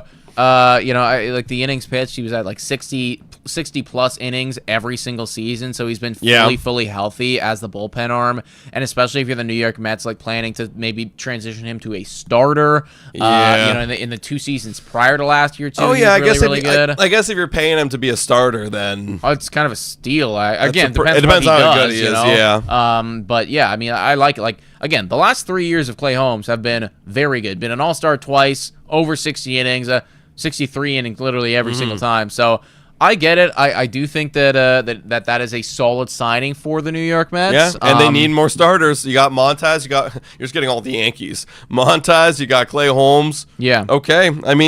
They're starting to build a rotation. I guess they're trying to start to build an argument for Soto to go and sign with them. I do wonder if any of this shit, because we always speculate on that, but is there anything to that? Is there literally anything to that? I think it's okay, I guess, the swing now is $1 million less. Who really knows? I mean, if you got to think about from Juan Soto's perspective, again, what's the most important thing to me? Money. Think about you, Nick. If you were Juan Soto, what is the most thing? What's more important to you right now? The fact that they got this guy as a starting pitcher is going to convince me now to come play for you? Or is it going to be the money that you give me at the end of the day? Shout out to thanking the person that just subscribed to the channel, everybody. W's in the chat for Jericho941. Thank you so much for subscribing and joining the community. Like we said, your name will pop up right here if you hit that subscribe button. It's the money.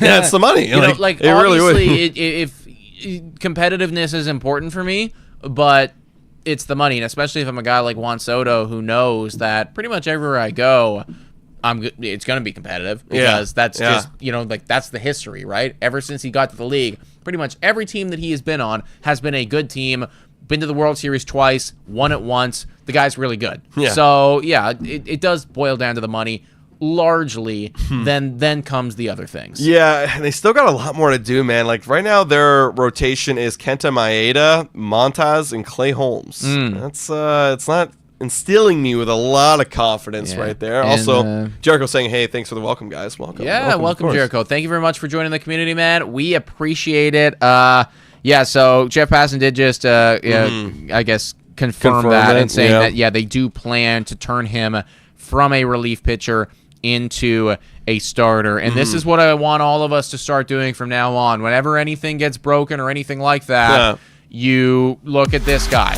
Yeah. Because he is the one that is going to confirm or deny any of this shit. Also, shout out to our buddy Wardy NYM right there, who is already on it. He must have had the thumbnail already built out, knowing that it was going to happen. Yeah, because I saw something earlier where in Mets land, they were like, watch out for Clay Holmes today. Watch out for Clay Holmes. You know. Also, shout out and thank you to the person that just subscribed again, and to Daniela Castro for the $5 dono right there, saying, actually, it was Abby who subscribed, so thank you very much. Welcome. For joining. Nick and Adam, are you ready for the Soto Plane Watch stream? Actually, we're very ready because Adam has a thumbnail all built out. Bro, actually, you guys want to see this? Them? I will, yeah. Yeah. Listen, That's a joke. It's a joke. Exactly. we got to play into the meme here, everybody. But if there actually is a moment, also shout out to D Lynn 5150 for subscribing. Welcome in, everybody, to the community. W's in the chat for these legends. If there is actually a plane watching stream, we are going to be steering into the curve. Do you know how many times people have commented on our goddamn videos saying like, oh, like, the plane is leaving the airport now. The plane is landing. Well, fuck. If it's leaving, then we're gonna track it. Yeah. Adam actually already made up a thumbnail. It's just for fun. It's just for shit. But you know what? Maybe we'll use it. Maybe, if we have to. dude. If it like, well, obviously I need to see your report be like, Soto's on his way to Toronto or something like that. Then I'm doing it for the memes. Literally, like we're tossing it on there, man, and it's just like it's too funny to not do it, dude. Like this is a joke that might live on in baseball land for decades. Yeah, it feels like. Yeah, exactly. Dude, I was saying to Nick, we're going to lunch this morning. I was saying to Nick, I'm like, if we sign Soto, like actually, the plane jokes die. You can't make a plane joke anymore. It has to, you know? Like, it has to. But if we don't, if we do it again, like, if we do it again where it's like, oh, like, this guy is coming to Toronto, and then we get the stream up and all that shit, it might never, and he doesn't come here, it might never die. Oh, it will never die, right? Also, I did see someone say something about, what would the stream be like if Soto signs? It's asking Braden.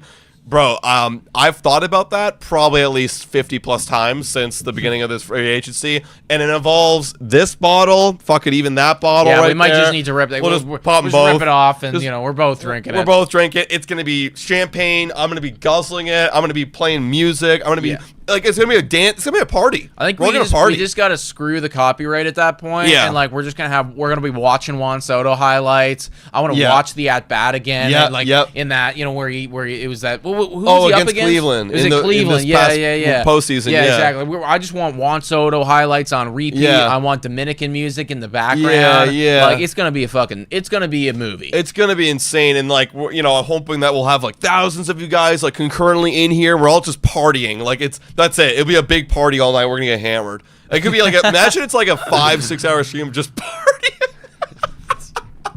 That's what it's gonna be, man. Keep the camera going. We head out to the Toronto clubs. We're still dude. Live, dude. We could collab cam our phones, and we're just like, yo, that'd be so funny, guys. Might have to do it, guys. Listen, if that's what the people want, then that's what the people are gonna get. Everybody, This is the content that you are gonna receive here at Blue Jays Today, folks. Yeah. What else we got? Want to do a couple more questions? Yeah, let's take a couple more questions. Let's see. Look around the rumor mill and see if there's anything new regarding Juan Soto or anything regarding anybody. Obviously, you got that Clay Holmes signing. I would love to see somebody like that for the Toronto Blue Jays. Let me just point out, again, the New York Mets, yes, they're in on the Juan Soto, but they know that they need to go out and they need to get starting pitching. So what are they doing? They're making it happen slowly but surely so they don't get caught flat-footed. Yeah, I agree.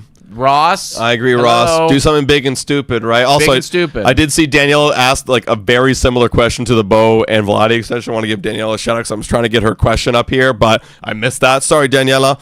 But this one comes in from Connor. Speaking of big and stupid, Connor's asking, I think we have to do something, quote, big and stupid to get Soto to sign here. I agree, because I really don't see him signing without someone else by his side or via extension. So not really a question, but just more of like a thought.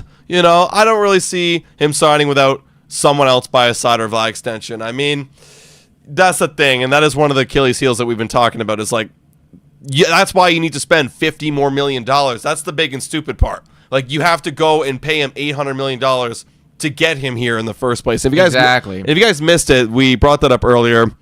Apparently, an agent, according to Robert Murray, came out and said, yeah, the Blue Jays are going to do something big and stupid. Whether it be Soto or overpaying for Burnes, I don't care. Just give me one of those guys. Yeah, and like we keep saying too, right? It's gotta be effort money. Like, it's got to be effort money, and I would argue that they are. Like, to the Toronto Blue Jays' credit, I don't think that anybody can say that they're not trying.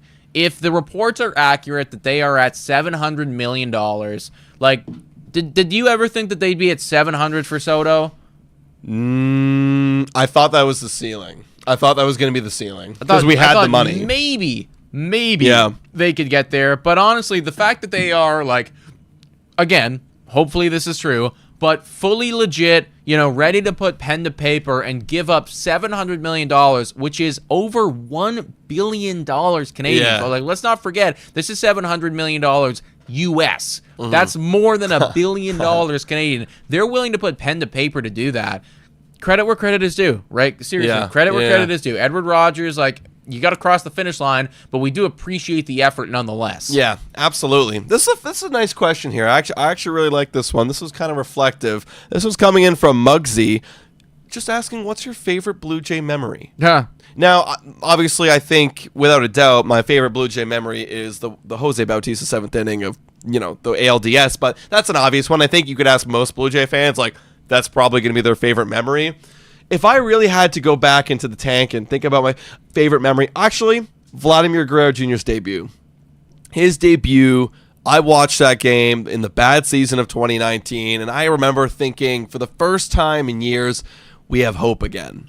We have hope again. And that, for me, had to be up there. Now, I know there's a lot of moments along the way, like, going to the playoffs again, playing in those games, blah, blah, blah, blah, blah. I really do think my favorite memory, other than the bat flip game, other than the Edwin walk-off in the wild card, is Vladdy debut, because that gave me hope.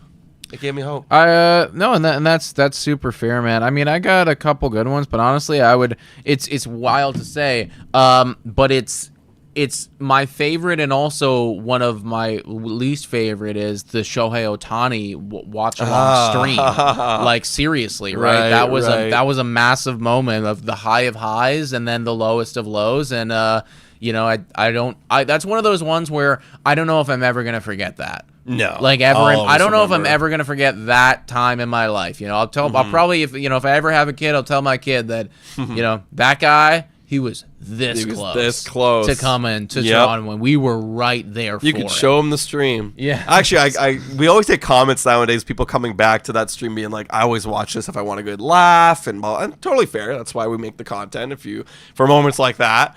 But, I'm going to be looking back at that video years from now. That's the thing, man. Years. Like, I was literally out here, like, effectively ripping a beer bong on stream. The L9. That Juan Soto or that Shohei Ohtani is a Toronto Blue Jay. You just can't make it. Was cinema. It was cinema. Right. It was a movie, man. And like, also shout out to the Nation Network. Like, that's the network we're affiliated with, guys. They were like, they had our stream just in their like office playing the entire day. As people even outside of just the baseball world were feeling it. Pilar catch, actually, that one came to my mind. Jumping the wall, wearing the 42 on Jackie Robinson Day in left field. That's when he like became someone, and I was like, who is this man, and why is he just like the best defender I've ever seen in my entire life. Also, a little bit of an update here. Not a major one, but Dan Bartles on Twitter, Dan Bartles on Twitter was just saying that Pete Alonso, who is somebody that I'm very interested in for the Toronto Blue Jays, everybody. This is somebody that if you miss out on Juan Soto, I want them to go out and get Dan Bartles right there. Pete Alonso is going to be giving the New York Mets effectively what we were talking about as that final offer opportunity, the one that the Boston Red Sox want to have with Juan Soto. I can't find it for whatever reason. Dan Bartles. Yeah, for whatever reason that won't come up for me. Dan Oh, there, now it came up. Now it came up. Weird. Okay, so who is this guy? Sorry, what was he saying? Apparently, John Heyman was saying that Pete Alonso will give the Mets the final ability to match offers, which isn't great from a Toronto Blue Jays standpoint. I guess you have to hope, though. It's one of those things, right? If you lose out on Juan Soto, then you're probably losing out to the New York Mets. And then again, I know that people were talking about how they might go and get Pete Alonso, too. I don't know if that's accurate or not. You got to think that, it'd be difficult for them to match your offer of Pete Alonso if they also got Shohei or Juan Soto. Yeah, I guess it all depends on how crazy and doing something big and stupid Steve Cohen is going to do. Correct. Because that would be a nasty lineup. Like, you are losing Pete Alonso, but you're gaining a Juan Soto. Like, obviously it's a plus, but your lineup would just be so much better, and it would help convince Soto a little bit more. Like, hey, like, you come, we're gonna get back our guy Pete Alonso to hit right behind you and bat you in and whatnot. No, like, it won't be an Aaron Judge level, but it'll be something. So that's interesting right there. That's an interesting point. What else we got going on? Is that? As of right now, there's no other major news other than MLB scoops. Oh my God, man! Everything we've said about Juan Soto and the Mets remains true as of right now. We have been told that Carlos Mendoza's son leaking the contract offer has not impacted Soto's impending free agency decision. Yeah, we talked about that earlier today, guys. Jesus. That's ridiculous. All right, Carlos Mendoza is the Mets manager. And his son was apparently we don't even know if this is his son's official TikTok account for all we fucking know. Right, Seriously, right. This is how social media works. His son was on TikTok watching some baseball related TikTok and commented on it saying that Juan Soto is going to get $15 million, from the New York Mets for $700. Right. That's what was said, and everybody was freaking out because apparently the offer was leaked and this is going to affect Soto. For one, we're talking about what's like an 11-year-old. Yeah, right literally. Now. And relax, guys.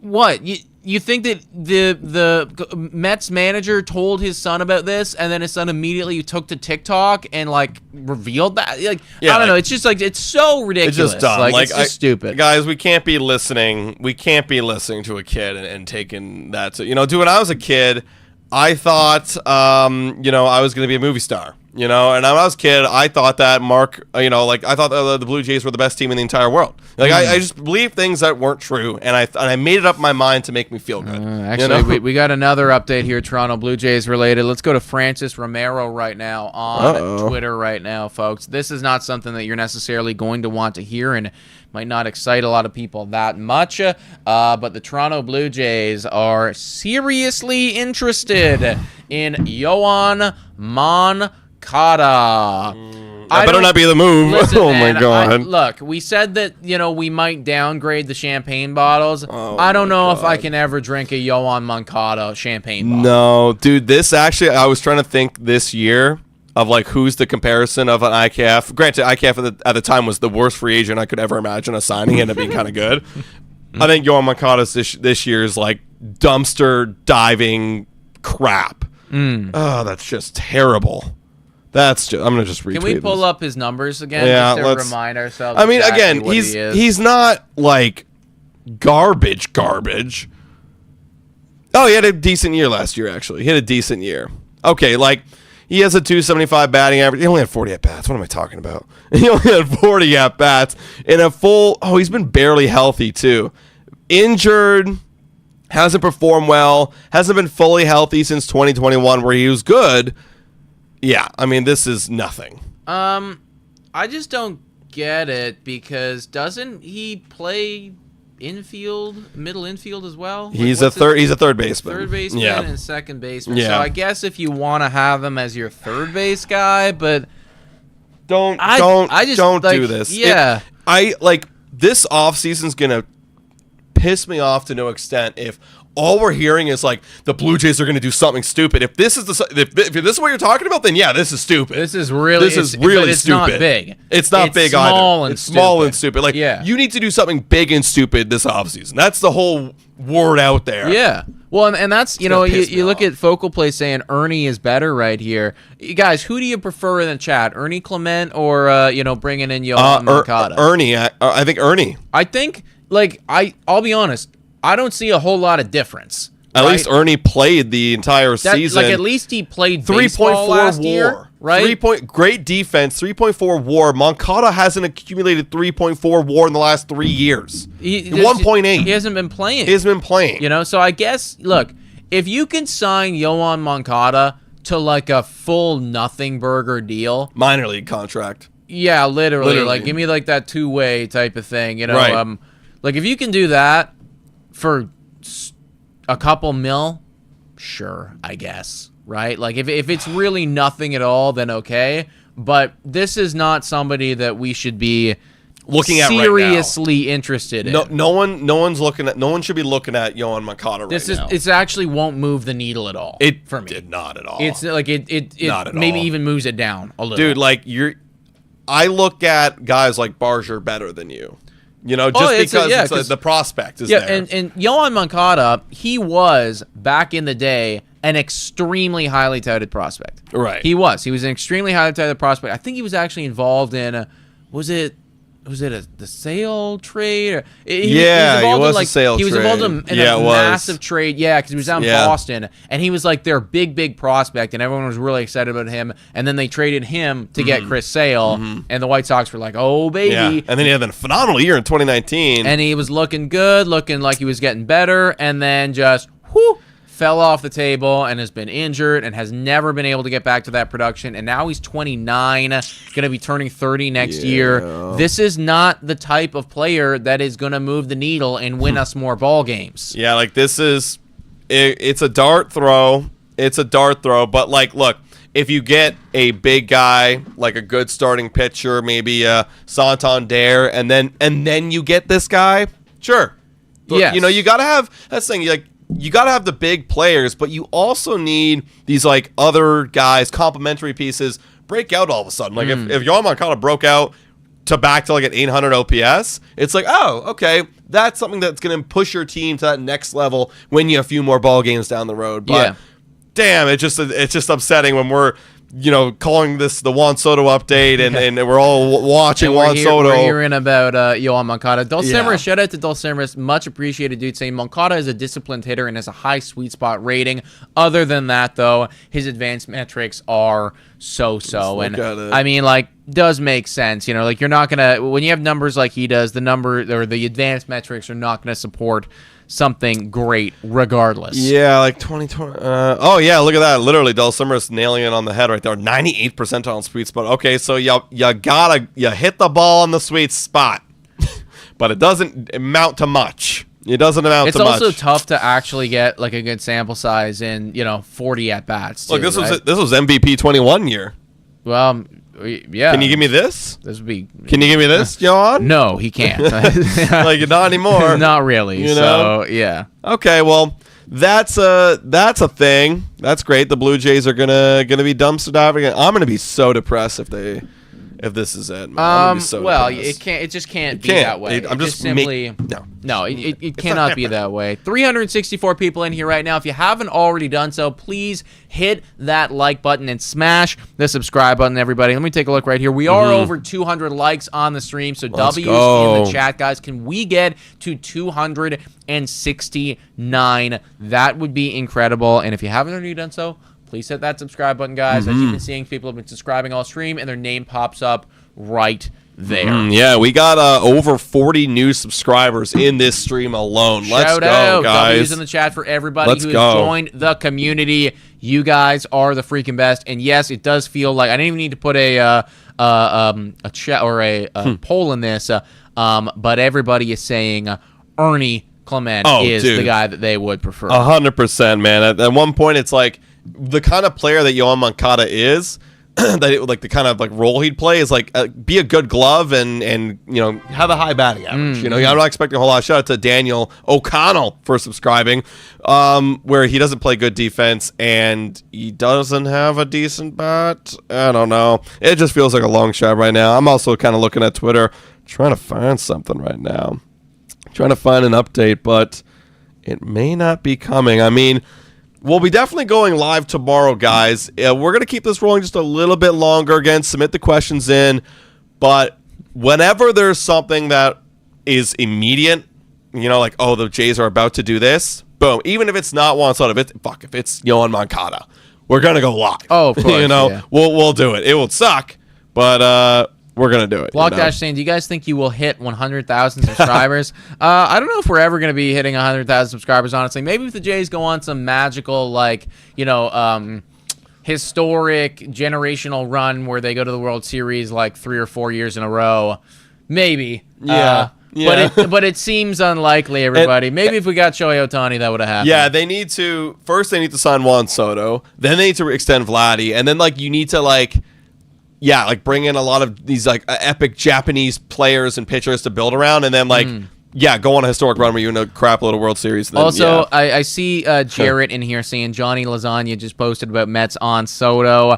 He did 6 minutes ago. Johnny Lasagna, he's a Yankees fan, and he did say that a source just texted me saying the Mets are now out on Juan Soto after signing Clay Holmes. If that's true, then W's in the chat for that.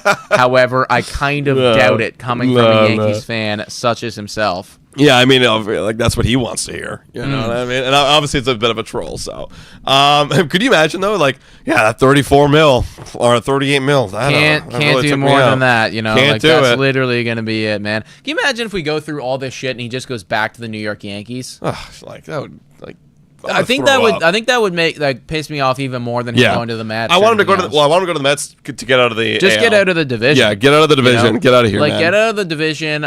We don't need to deal with you anymore. Obviously, you were great for them, and you brought them to a World Series. Happy that they did not win, but I don't need to see that happen anymore. Apparently, there are 5 teams in on Corbin Burnes. Oh, this was 5 hours ago. I don't know how we missed this. What is this? Where is it? Boston, Toronto, San Francisco, maybe Baltimore. That's Baltimore competing. Oh, Okay, so San Fran, Baltimore, Toronto. That's John Mets, Heyman, and everybody. Blue Jays. Yeah, saying that we are very much in on Corbin Burnes, but San Fran, Boston, New York, and maybe Baltimore. And Toronto, yeah. Okay. Well, we kind of knew that. Corbin, come over here too.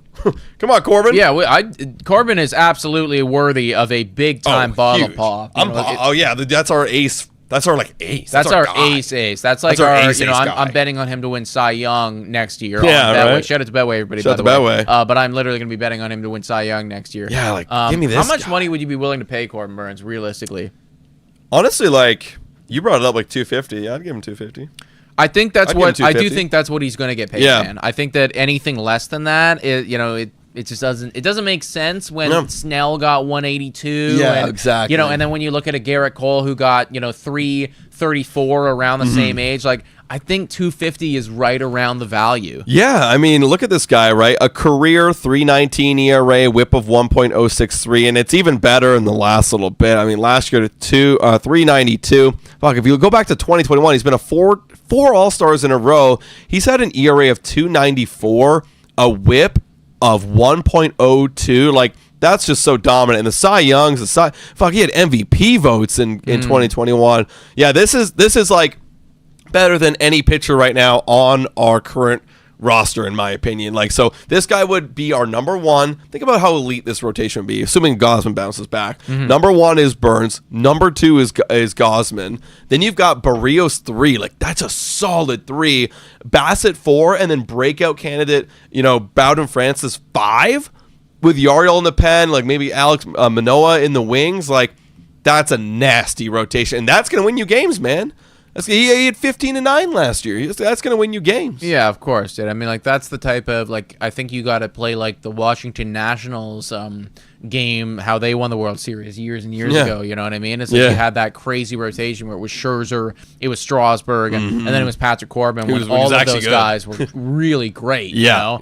And it was okay, we genuinely have 3 aces, and then you had enough hitting with Soto and enough hitting with Rendon. Oh, they had Trey Turner too. They actually had a good team there. They were a lot better. Than people gave them credit for. Yeah. But that would be our win condition. You know? Yeah, absolutely. I mean, again, the people pouring in the chat 200 innings too. This guy always pitches innings. Last year he pitched 194, not 200 exactly, but 194, 193, 202. And then the year he won Cy Young, he was actually hurt, only pitched 167, but he was just so damn dominant. He was just so damn dominant. He won it all. You know, he got the Cy Young. I'm gonna keep looking here. Are you seeing anything on Twitter? I'm also looking at some questions I'm not seeing anything right now on Twitter, like any new updates, right? We spoke about how Soto is looking to be getting over 700 at this point. It's looking like it's coming down to the 4 squads that we all knew. Looking like it could also be like a 15-year deal. I guess that was kind of new as well, right? Not going to be the 12-year, but looking to be even more than that, and that is probably why he's going to get paid, close to $700 million. Also, is that one of the, like, are we comfortable with that? I guess you just gotta, I guess you got to just, bite the bullet, but that's going to take him to age 41. Yeah, I'm okay with it. We'll cross that bridge when we get there. You know what I mean? Yeah. And hell, at that point, what's that average annual value at? That'd be $50 million, right? Yeah, we could have another guy worth $50 million at that point. Maybe maybe isn't even that much. Maybe it's not even that much at that point. You know what I mean? Like people will be like, oh, like that's just the going rate these days. It's going rate for a third starting pitcher. Yeah, you never it's know. like, who knows? Man, we could be, I could be living in a different country in that 50 years from now. So who even cares, right? Quick shout out here to Jin K with a $2 dono saying, will you drink a champagne for getting Bregman? Absolutely. Oh, 100%. Alex Bregman, listen, there's definitely reasons to be concerned about Alex Bregman because he certainly has bust potential. However, that being said, he's still a very quality player, and he in his career, I mean, he's went to several All-Star games, won several World Series, just been great across the board, got an MVP vote, great defense, won a Gold Glove last year. Yes, there could be bust in the future, but sure. I mean, I'd still be very happy with that sign. Yeah, I made a video on this, really breaking it down. If you guys haven't checked it out, go check it out. It could be a George Springer, but it doesn't matter, right? Because what we're looking for at Alex Bregman is to help us win in this 2-year window, kind of. I know that maybe a 1-year window if you're just considering Vlad and Bo leaving, but we have a lot of guys still signed in 2026. So, help us win in this little short period, and then we have nobody on the books after that. We have Barrios with a player option, and then Yarl Rodriguez for $6 million. We'll pay him. We can pay for you. It's fine. Yeah. We'll deal with that later. Right? Yeah, exactly. And I mean, an Alex Bregman. Now, I did hear about this in terms of the contract. So he turned down. Oh, I did hear about that. So the Astros offered him. It was $156 million. I forget how many years. I think it was 6 years. If that made sense, 5 years. It would probably make more sense with 5 years, actually. Here, let me try and find it. But it was $156 million from the Astros that he turned down. So it was a 6-year deal. 6-year deal, yeah. 6-year deal. I'm trying to find the numbers here for y'all. It was 156. 156? I know for sure it was 156. Okay. It was 156, which actually it's okay, I can see why he turned that down because the average annual value for a 6-year deal on $156 million isn't that great. What does that come out to? It'd be just over 25? 26? Yeah, 26. 26 million per year. Yeah, well, okay. So he's looking to get roughly $200 million, which is a lot. Now I get why he wants it. Again, you look at that career, and that I think that a lot of the career numbers you can say warrant getting that much money. It scares me a bit because, like we said, it could be another George Springer, but. Dude, give me somebody to cheer for, okay? Yeah, exactly. Just give me someone to help us win now. That's the whole focus of this offseason. We want to win in 2025. This guy will help you win now. Yeah. So if he's wanting the $200 million, would you offer him more than 156? Would you offer him 175? Yeah. I think I would too. Yeah, I would too. I mean, I think so. What would that be? Let me try to figure out a respectable. What if he wants? If you wanted 30 mil for 6 years, it's 180. So yeah, so that 174, 29 million per year. Yeah. Yeah. Okay. I mean, look, I don't love it, but it gets the job done. It's somebody that you're gonna plug and play at the third base bag every single day. It sure as fuck is better than Yoan Moncada. Yes, it is. So if it takes us out of the Yoan Moncada sweepstakes, then screw it, give him 40 a year for all I care. Hell yeah! Actually, this brings me up another topic. We've barely talked about this, but Nolan Arenado is looking like he might get traded this offseason. Now, I think the contract's kind of bad for the kind of production he's had, but, is this a guy that you would want to trade for? He's a free agent in 2028. do you think the best days are behind him? Obviously, still a great defender over there, but is this something you'd want to take a shot at? Depends what they're asking for. I do think I would. I believe in Nolan Arenado, and I think that there was a cancer over there on St. Louis last year, and there was a lot of good players that just weren't good at all, and I think that there's something to be said about that. It's fair, especially when you're a veteran like him, to kind of check out, and I would anticipate that something like that happened. I think that he is going to perform better offensively speaking next year, especially with a change of scenery. I can't guarantee that he's going to be back to the 900 OPS that he used to be. But I think he'll be a lot better, and I do think that you're going to get some very quality defense from him. So, obviously, depending on what you need to trade to get or to pick him up, yes. Yeah. Sure. It's funny. I mean, I hate to bring it up, but you look at Colorado when he was the years there. Obviously, he's a lot younger, but, just the slugging was unreal. And then the moment he gets traded to St. Louis, granted, 30 years old now, just blamp. Just falls off. I mean, you're kind of overshadowing that 891 OPS that he had in St. Louis. Right? Yeah, that was obviously a great MVP 3. That was a phenomenal year too. But it is quite the difference. Obviously, there is age involved here, but it is something to know. That was always it's always conversation on anybody who leaves the Rockies, and there's no denying you do have more slugging in Rockies. Yeah, of course, right. There's going to be an element to that, but those career numbers in St. Louis was what 800 OPS that he had, kind of loosely. 797, yeah, 271 batting average. Won a Gold Glove several times with them. Yeah, I'll take that. That sounds pretty good to me. Yeah, again, I think they'd have to eat the contract or maybe send some prospects. Because that's the thing. There was all speculation, well, if we eat the contract, in order to do that, they'll send us prospects. That's kind of a nice little, okay, we'll get you for now, and then we can have these prospects as part of our pool, and maybe someone breaks out. Who knows? If they're literally going to pay us prospects to take a future Hall of Famer, yeah, okay, I'll take them. It's at the end of the day, if they got the money, we know they have the money. They're offering $700 million to Juan Soto for crying out loud. Yeah, go do it. Right? I think it's very fair. 360 people in here right now, guys. We might take a couple more questions and then call it for this evening unless something else breaks. But if you haven't already done so, this is a great opportunity for you guys to hit that like and smash the subscribe button. Can we finish this stream off at 269 likes? If you've been holding out on us, but you've been watching for a little while right now, it would mean a lot if you smash that button and then subscribe to the channel for future stuff. We got a question here coming in from Lindsay saying, hey, you guys, quick question.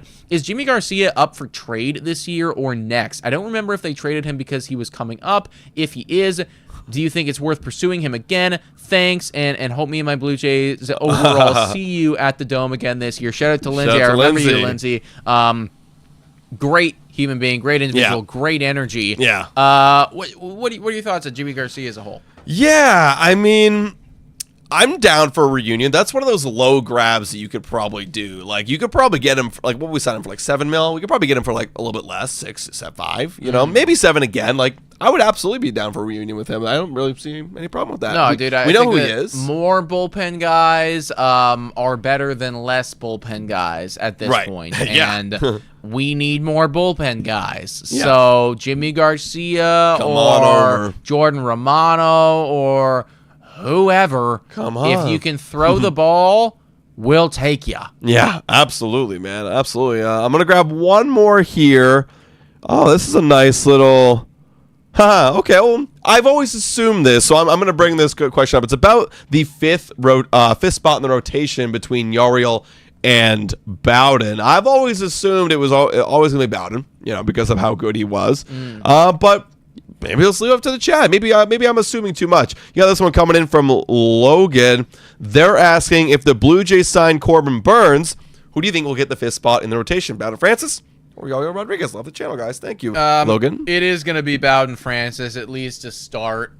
Just the way that he finished, they would be stupid not to give him an opportunity. Yeah. I think that Yariel Rodriguez will get a look eventually because, someone's going to get hurt. Someone will get hurt. And they were going to need somebody to start games. And Yariel Rodriguez, it was always reported that when he initially signed his contract, he did want to start in the MLB at some point. Now, he got a couple looks last year to varying degrees of results. Some good starts, some bad starts. Yeah, how did he do?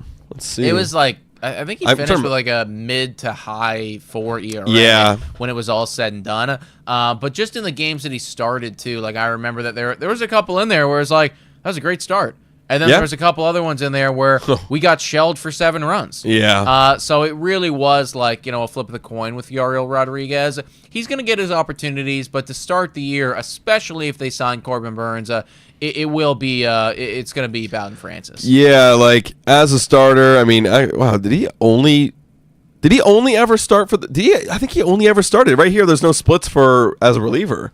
So wow. No, he definitely. I thought he for sure. Are we tripping, guys? He must have relieved it. I'm sure. 100% positive. I'm literally he like 100% sure. Why would they not have that then? They must have messed up. Because I'm 100% sure he came in first as a reliever and he like piggybacked off someone. I'm like 100% sure. Yeah, like it definitely did happen, But regardless, I mean, yeah, he was having a rough year, honestly. Look at the second half numbers. 4.99 ERA in the second half versus a 3.67. Like, we all have that impression of him from that first half, but because, we stopped paying attention really like that closely to a lot of guys in the second half other than Bowden Francis. But like, he wasn't that good, and I think he needs to go back into that pen where it's a little bit more manageable. I wanted to bring up the reliever numbers. I thought he was like pretty decent, but apparently you don't have it here. Are we tripping? Yeah, Yariel is best from the pen. That's what I thought so too, Laura Lisi. Like, he looked good. So for me, Bowden Francis all the way. You got to see what he has in a full season. I mean, last year Bowden Francis was heralded from our channel standpoint as like the breakout guy, and that was kind of like our hot take. It happened a little bit later, but let's see what happens after a full season. Yeah, 100%, guys. I think that is where we're going to call it for the evening, folks. We are going to be live tomorrow again, potentially for even longer, especially if more stuff is breaking. Maybe we'll have a podcast come out in the morning if there's some more news that breaks overnight. But effectively, anything that happens, you can find it on Blue Jays Today pretty much right after it does, or maybe even before, guys. So if you haven't already done so, like we've been saying, subscribe to the channel, like up the stream, and we will see all of you hopefully tomorrow. Hopefully tomorrow, guys. Again, submit those questions down in the mailbag. If we haven't got your question, keep on submitting. Sometimes we get like very similar questions, so think of something different and maybe we'll come out and we'll pick it up for tomorrow as we're trying to see the breaking news happen. Yeah, thank you so much for watching, everybody, and as always, go Jays, go!